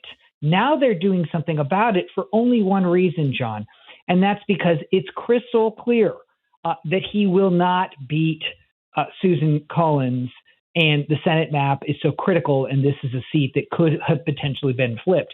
It's all about winning. The Democrats clearly don't care about the flaws or the racist candidates they prop up as long as they're winning.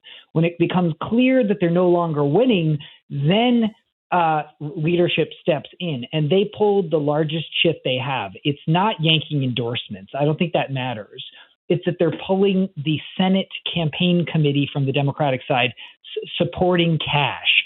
This is going to be an incredibly expensive fight, even with good candidates against Senator Collins. And now that they're pulling the air support, it essentially assures a loss for Graham, and that puts him in a bind. So what he's trying to do right now is, one, look like he's going out on his own terms and he's not forced out. And then secondly, it's to extract some kind of concession somewhere from the Democratic leadership before he bows out.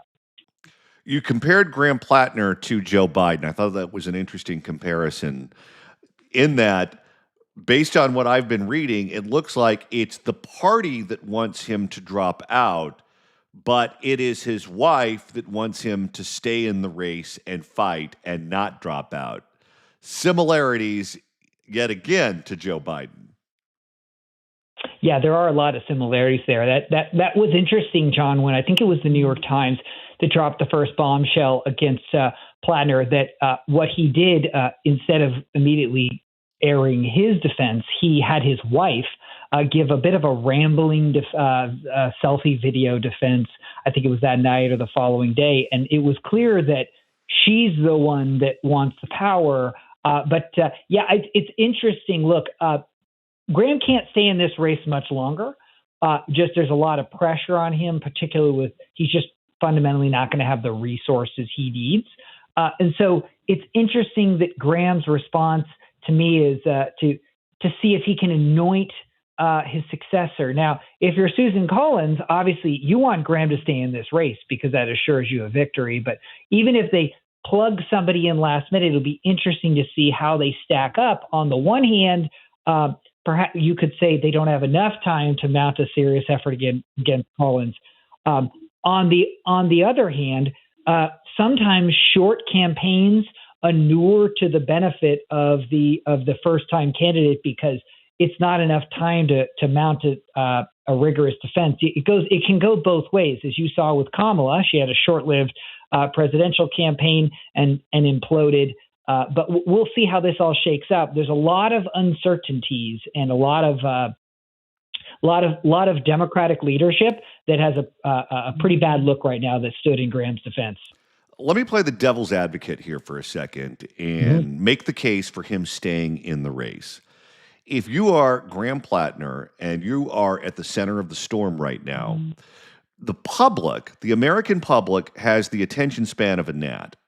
And next week, we're going to be focused on Travis Kelce and Taylor Swift's wedding or divorce or whatever. Or we're going to be talking about some new political scandal, or we're going to be all worked up about the World Cup, or something's going to come along that's going to take our attention away from that Senate race and onto something else.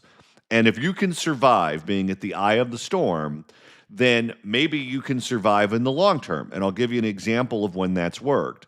That was what the governor of Virginia did, Ralph Northam, when those photographs came out of him in blackface that he claimed was not him.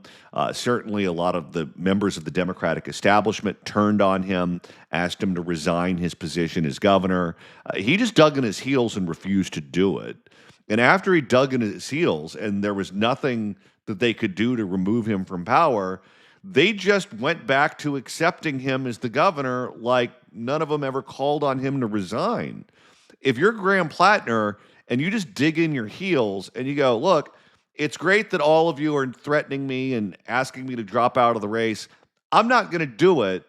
And come whatever date it is that's the deadline in July, I'm the only game in town. So if you want to control the U.S. Senate, you're going to have to make nice with me. So start now.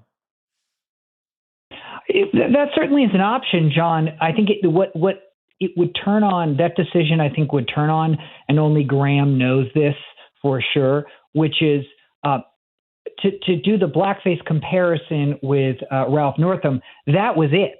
That was the hit. There weren't any other black eyes that were going to come out as a result of that. And so they could ride out that storm.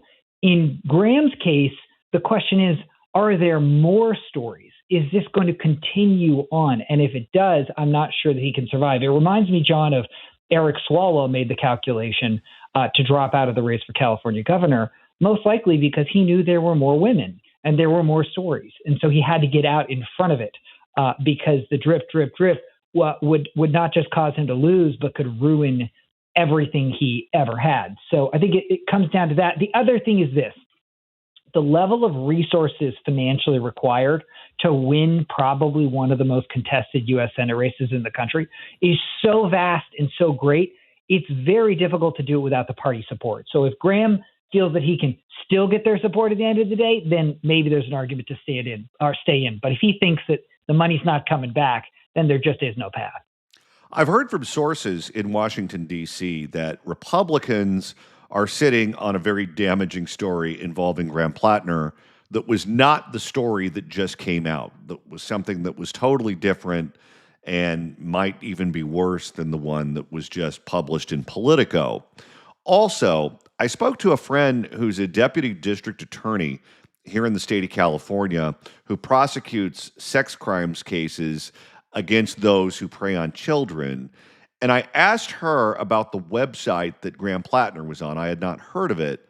And she said that that is one of the go-to websites when law enforcement is trying to look for individuals who are targeting children for sex and they pose as children themselves. That is one of the websites that they go to find those guys, that there's one reason to be on that website and not really much else for people to be there. And so the fact that he was on that website and the fact that he was participating in chat or whatever on that website was a massive red flag for her.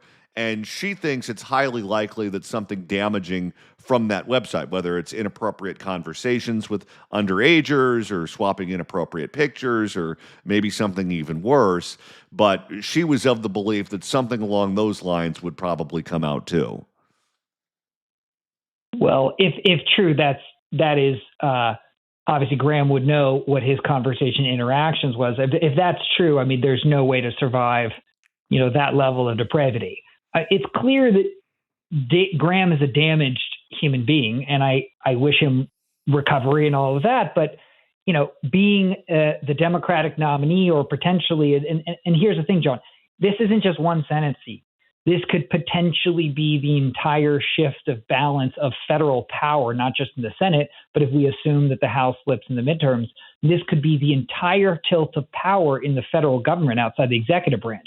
The consequences for this seat are so great that somebody with that level of baggage and risk shouldn't be running. Why do you think so many players within the party, including sitting U.S. senators and donors, were willing to get behind someone who had never been vetted before, who clearly had 1,000,001 red flags that were already visible? Why would they go in, all in with a guy like that? It's a great question, and I think it certainly begs some reflection. But I think let's not overthink this. Democrats care more about optics and kind of identity, I think, than certainly their policy stances. And from afar, he does check a lot of boxes, and he reminds me in a way, without the brain damage, of a John Fetterman-like candidate optically. So I think he kind of fit the working man persona with a military background. So I think they were just so dying to have a viable candidate, and he looked the part, and that was good enough. But it's really a reminder that even though having a electoral history of a voting record can be a double-edged sword, there is merit to having your candidate come up through the ranks because they're battle-tested through multiple election cycles. I've read rumors that he is trying to extract the ability to name his successor if he were to drop out of the race, where it wouldn't be Chuck Schumer making the decision, it wouldn't be the main Democratic Party making the decision, it would be Graham Plattner himself making that decision. Do you think that that's something the Democratic Party would be willing to give him? Probably not. I don't, unless that choice conveniently lines up with what the establishment wanted anyway. So my guess is right now that's what is going on behind the scenes. Is they're jockeying so that Plattner can save face and say there's somebody who shares his ideological worldview and he helps select the successor. The question to me, John, is are there state AGs or are there potentially adverse consequences or additional leverage that the Democratic establishment is holding over Graham right now, besides just withholding money. If they have bigger leverage than that, could be litigation, force them to go bankrupt, could be criminal consequences, things like that, then Graham has no cards. If they don't have that, then I could see Graham holding out until he gets something to kind of hold his head high as he gets bounced out. Let's go back to when the negative stories first started coming out. And he met with the Senate Democratic caucus to assure them that there would not be more on the horizon. One of the questions that he was asked was a point blank question from Massachusetts Senator Elizabeth Warren, who asked him if he ever raped anyone. And I remember that day thinking to myself, that would be a wildly inappropriate question to ask someone in a setting like that, unless you have been briefed not only on allegations, but on details related to the allegation. Do you believe that she and others were aware that this was on the horizon when they decided to endorse him? I do, for a couple of reasons. First of all, you don't ask that specific of a question in that particular setting unless you're looking for a last ditch attempt for some kind of like reaction to see how he handles it, and then decide if you're Warren, are you comfortable with his reaction? So I do think they knew about it. I think they probably thought it wasn't going to come out in time, or the accusations weren't credible enough to be taken seriously. The other thing we know, John, and I've done campaigns for years, and you're a media pro, so you know how this works.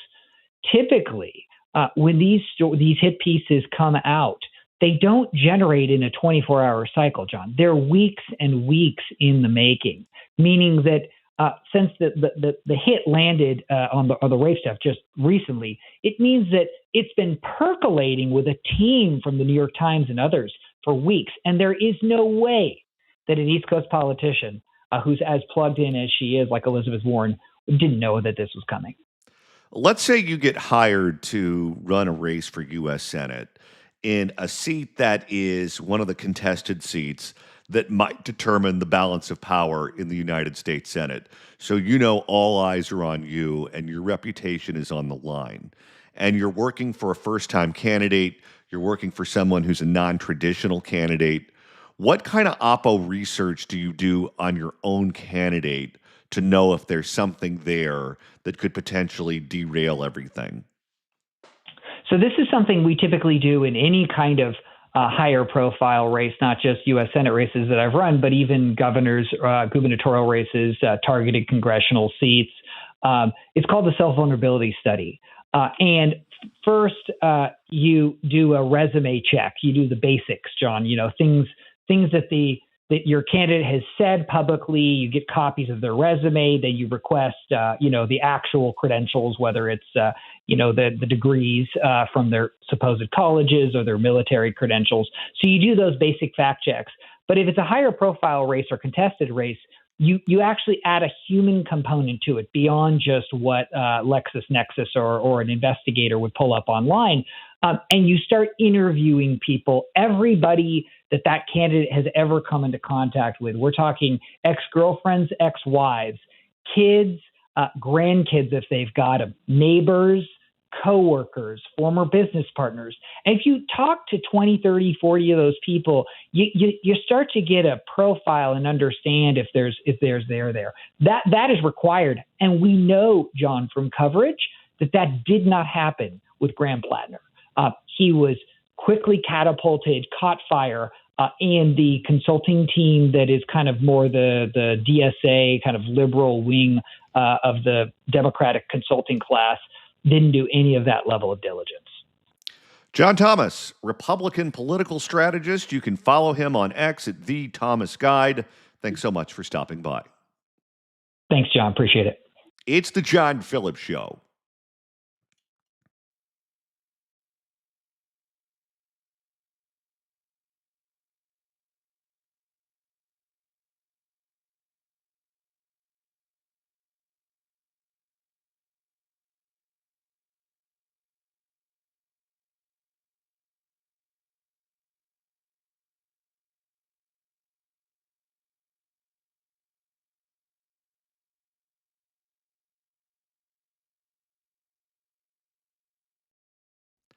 I want to read for you a portion of a 5-star review for CarPro.com from listener Scott, who loved his experience with CarPro.com and Tustin Mazda. Scott writes, quote, I followed the CarPro process and then called the dealership to get the process started on Thursday and spoke with Jim, who told me that he would check the pricing on the CX-5 that I wanted.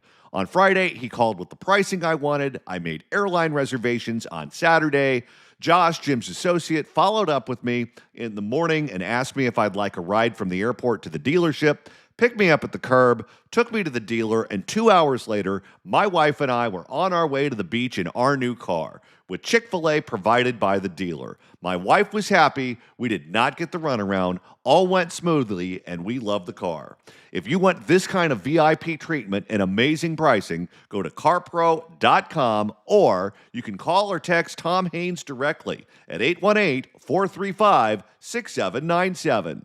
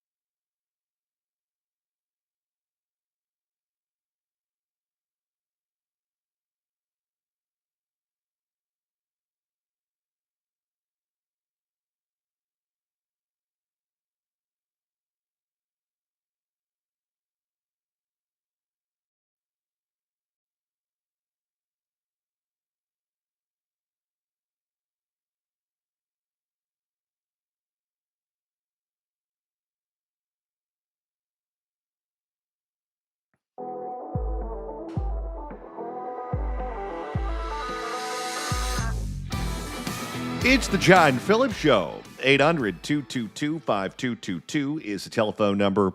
1-800-222-5222. If you'd like to email the show, you can do so at johnnydon'tlikeshow@gmail.com. That's johnnydon'tlikeshow@gmail.com. And Randy, you can actually watch us perform the show and participate right along with us. We're live on YouTube at Randy Wang Radio, at X at Johnny Don't Like, at Facebook at KABC Radio, and Facebook at KSFO every single day. You can watch us, you can comment in the chat, and you can react to all the videos along with us. It's a heck of a lot of fun. It's a totally different way to experience this show. So if you haven't tried it yet, give it a watch at youtube.com/@Randy Wang Radio. The rest of the links you can find at KABC.com or KSFO.com. We have 30 more minutes to go. Don't you go anywhere.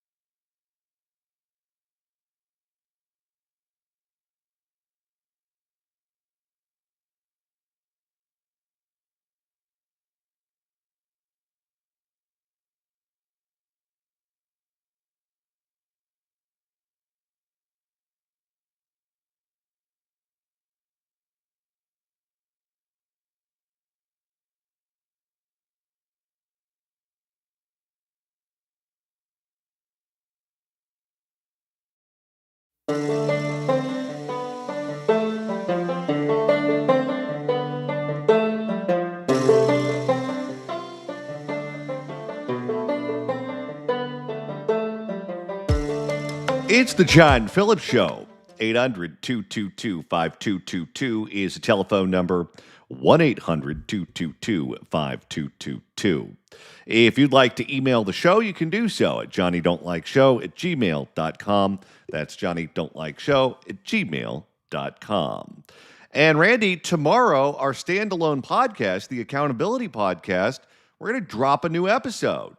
You're right. A brand new episode of the Accountability Podcast launches tomorrow.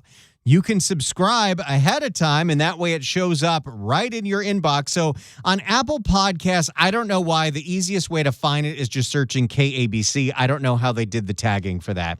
But if you go to iHeartRadio and you use your podcast that way, if you just search Accountability, it pops up. But those are to listen to the show. If you want to watch the show, the best way to do that is to go to youtube.com/@accountabilitypodcast. It will go live at midnight. We're up to 162 subscribers on that channel, and we're trying to grow it every single day. You get to watch us cover Costco creating their own gas station only, a update to the insurance crisis, and San Francisco cracking down on whippets. That's coming tomorrow on the Accountability Podcast. And right now it's time to open up the California Crime Blotter. It's happened yet again. I see. Time for the California Crime Blotter. And Randy, this edition is a holiday edition from the city by the bay. We've got a lot more cleanup of all the insanity that was going on in the Bay Area when it comes to illegal fireworks. These are, of course, the fireworks you could see. The official shows were blocked by the fog. For more on this, we go to ABC7 in the Bay. And since it's an ABC7 in the Bay story, I'm going to boost the sound because they run their video very low. Here we go. Bay Area celebrated America's 250th birthday in a big way on July 4th. But police and firefighters say, unfortunately, many of the parties involved illegal fireworks, leading to some fires and even some injuries. ABC 7 Eyewitness News reporter Cornell Bernard is live in San Francisco's Mission District, where police had... Boy, there are certain neighborhoods in San Francisco that are just beautiful, immaculate. North Beach is gorgeous. Cole Valley, the Golden Gate Park area, it's just gorgeous. You get to the Mission, it's a whole different city.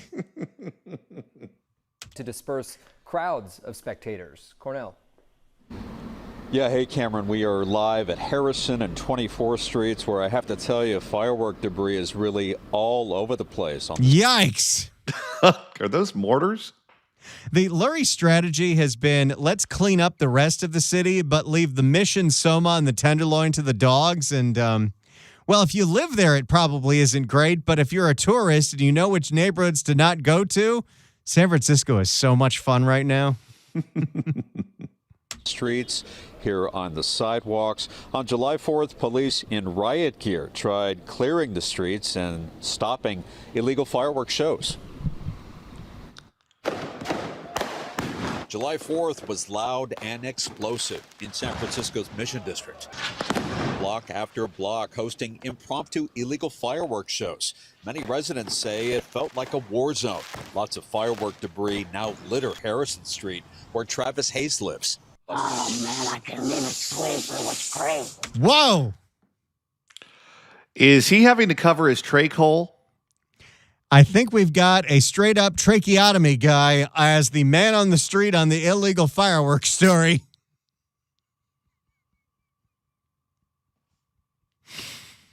Might need a click a little rewind on this one. I wonder if he took a firework to the neck at one point in the past. Well, that would be a tragic story. My guess is smoking. Litter Harrison Street, where Travis Hayes lives. Oh, man, I couldn't even sleep. It was crazy. Okay, that man has some problems, and the noise that the fireworks make, that doesn't make the top 10. It was so loud. I mean, the windows are vibrating. If you needed a public service announcement in the middle of this comedy show, you just got one. Don't smoke, kids. I don't think I'd smoke a sausage after seeing that. Oh, I would. 10 minutes to disperse. The area will be cleared by the police. SFPD officers closing streets after 10 p.m., dispersing hundreds of people. Some in the crowd taunted and jeered at officers. Oh, come on. You're booing the officers and not the jackasses trying to light your neighborhood on fire? Priorities, lady. San Francisco firefighters say they responded to more than 500 calls on July 4th, including multiple spot fires and people injured by fireworks. Unfortunately, we did have 2 medical emergency responses for 2 individuals, separate incidents that suffered life-altering but non-life-threatening injuries. That means they lost a limb. Uh-oh.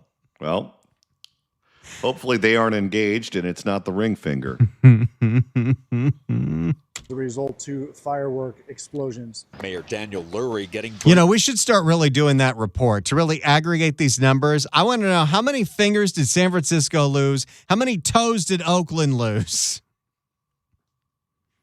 A couple of people in L.A. lost their sight over the weekend. Couple lost their cars. Briefed on the explosive celebrations. Just spoke to our police chief. It was a pretty standard night when it came to that. It's something that we are going to debrief about in the days ahead. But not the biggest problem for Lurie right now. His biggest problem is he made such a huge deal out of fireworks at the Golden Gate, and the fog made it impossible to see any of them.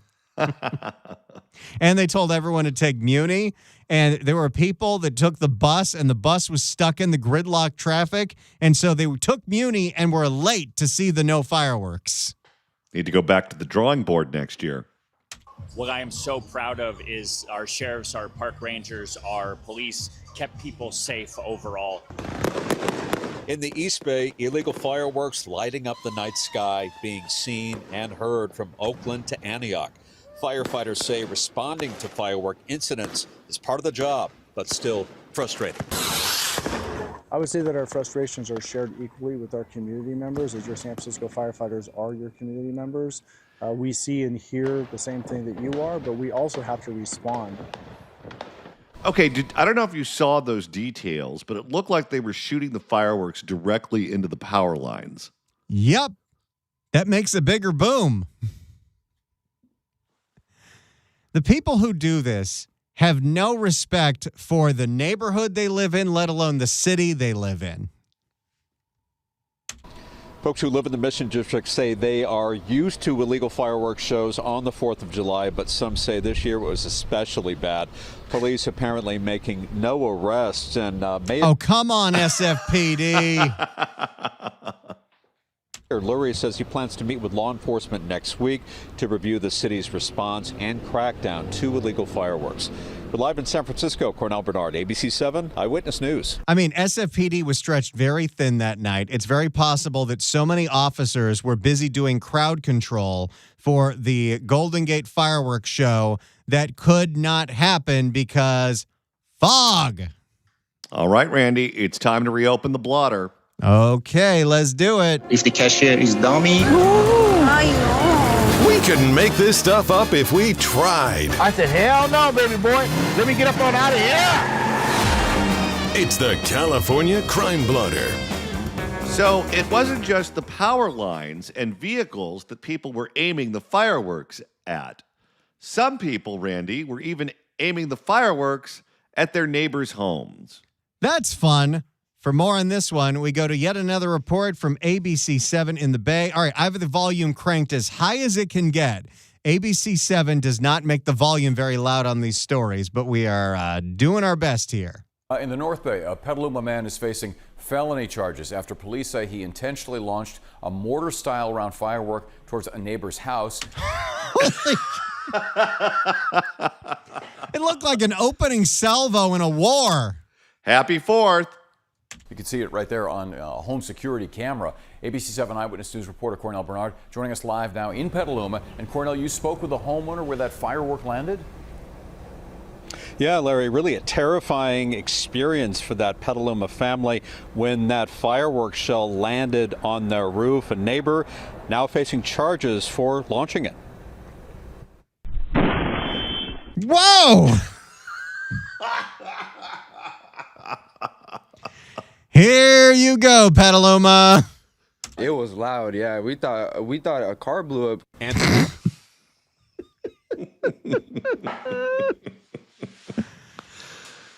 Okay, so what do you say if you get popped for that? Do you say it was a mistake, or do you say, yeah, I hate my neighbor? This is the Hatfields and McCoys, and I was trying to blow up his house. Sure seems like a feuding to me. For Reyes' parents' security camera capturing this startling moment when a mortar-style firework was launched on. You know, if you look at it, almost looks like it bounced off somebody else's house and then landed on that house. Maybe it was intended to hit another neighbor's home. Onto the roof of a Petaluma neighbor's home on Sunday. And then we just see fireworks just being thrown over from that house to that house, right on that roof. And we caught it all on camera. It definitely does a ricochet. Yeah, it was a bank shot. It was crazy. Shock. For a moment, I felt like frozen. Pamela Gutierrez started getting texts and video clips moments after the fireworks shell exploded on her roof. She was out of town, but other family members were home. They didn't know. You know, you hear a loud explosion and you don't know what's going on, what it could be. And then as a parent, being across the country, I just had this instinct I needed to get home right away. My house is exploding. Well, I wouldn't plan any vacations on New Year's either, lady. The firework burning a hole in Pamela's roof. It was being repaired when we showed up. Her insurance is going to drop her. Oh, she's probably already on the FAIR plan. Oh, boy. Insurance adjusters up there now looking at the damage, but my husband measured a 4-inch hole on our roof. Petaluma. So it obviously got in the house. Oh, yeah. How much ash is inside the living room? Police believe it may not have been an accident. In a statement, police say officers responded to Colwood Drive after a report that a resident intentionally launched a mortar-style firework toward a neighboring home following an ongoing dispute. A 43-year-old neighbor surrendered to police. He was arrested and booked on multiple felony charges, including threats, arson, and vandalism. Right now, we're just, doing our due diligence and letting the police do their investigation. And police offering few details about that possible neighbor dispute. Petaluma police are urging anyone who witness dangerous or illegal firework activity to call 911. A professional fireworks show is scheduled on July 4th at the Petaluma Fairgrounds. We're live in Petaluma. Cornell Bernard, ABC 7 Eyewitness News. So there you go. An intentional firework shot into a neighbor's house. It crashed through the roof. It was a bank shot. The roof was on fire. 3 points. It's the John Phillips Show.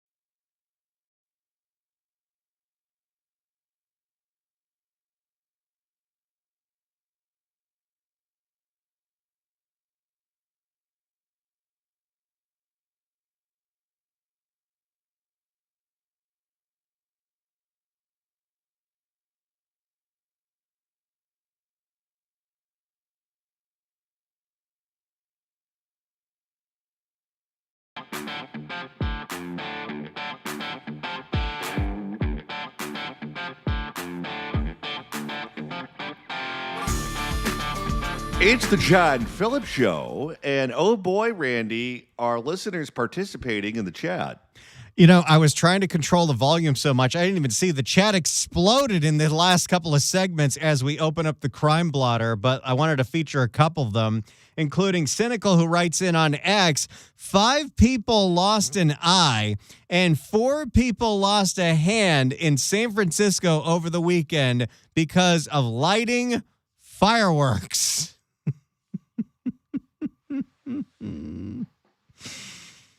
We have some just great commenters on here. We really appreciate all of the people just hanging out during the show with us noon to 3. It's great to know that you're there, and we're doing this every single day from noon to 3.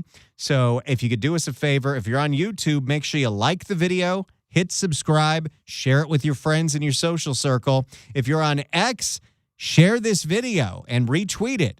If you're on Facebook, you can also hit share by hitting that arrow button, putting it on your feed, so we get even more people checking this out as we do it every single day.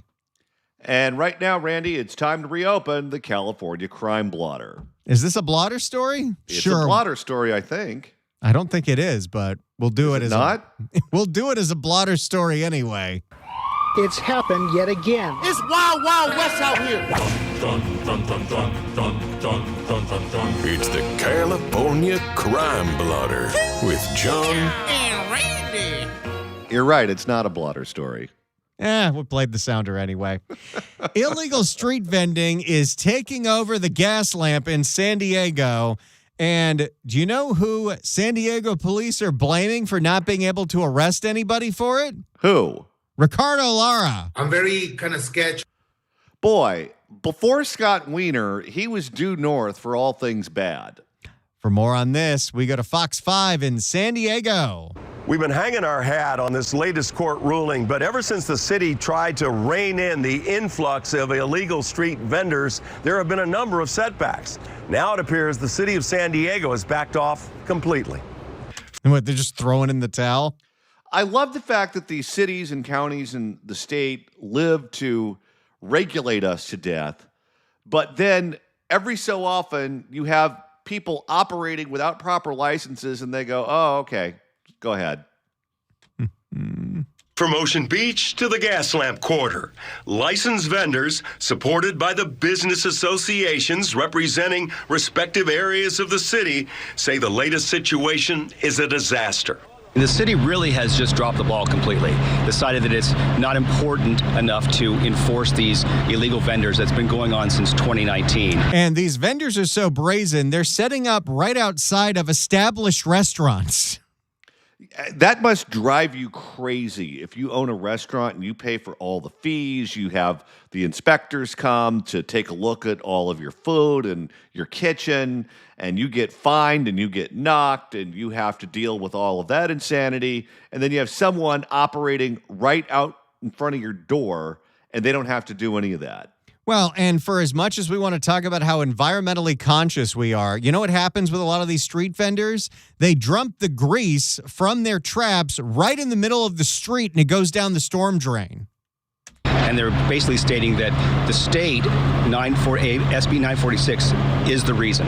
Okay, so a little history lesson. Back in 2018, when he was on the California State Senate, this jackass I'm very kind of sketchy. wrote SB 946, which if counties opted in, which San Diego, Los Angeles, and San Francisco did, it decriminalized all aspects of street vending in order to, I guess, appease the illegal immigrant crowd.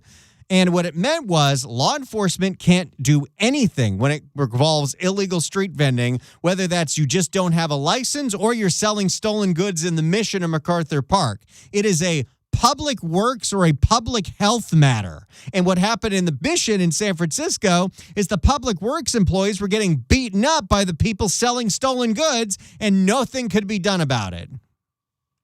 The state's the reason. We're not going to blame ourselves for perhaps not following through. But SB 946 says that cities can enforce for health, safety, ADA violations. The renewed chaos. The police can't go down there, but Barbara Ferrer can. Oh, good Lord. Has us reacquainted with some of the licensed vendors who've been on the front lines, fighting for their livelihoods. The Soto family, for example, Pete Sr., Pete Jr., and wife and mother Letty. They've been selling Brooklyn dogs at the Civic Center Plaza for almost 3 decades. And they have a license, and they've been doing it for the right way for a long time, and they're getting undercut. That's the way you're supposed to do it. Sudden 3 weeks passed and it was like boom, like the bomb exploded, and now they're just everywhere. Worse and worse every night? Worse when there's a Petco game, right now with the soccer events, when there's concerts. The feeling is probably worse than actually eating one of their hot dogs. There's no pushing these guys back. At nighttime, we get swamped. Nothing's changed. They've taken over the whole city. The UT contacted the Office of City Attorney Heather Ferber. A spokesperson declined to discuss why the city isn't appealing this. Hey, none of these people are using plastic gloves. No, and it looks like nothing's refrigerated either. They also have no hand washing station, so you better hope they weren't scratching something before they served you your bacon-wrapped hot dog. So gross. Latest court setback, or why the city has told its police and park rangers not to enforce the street vendor laws. In the gas lamp, Ed Lenderman, Fox 5 News. There you go. San Diego throws their hands up in the air and says, well, I guess there's nothing that we can do about illegal street vending. All right, that's going to do it for us today, but we'll be back tomorrow at noon for another edition of The John Phillips Show.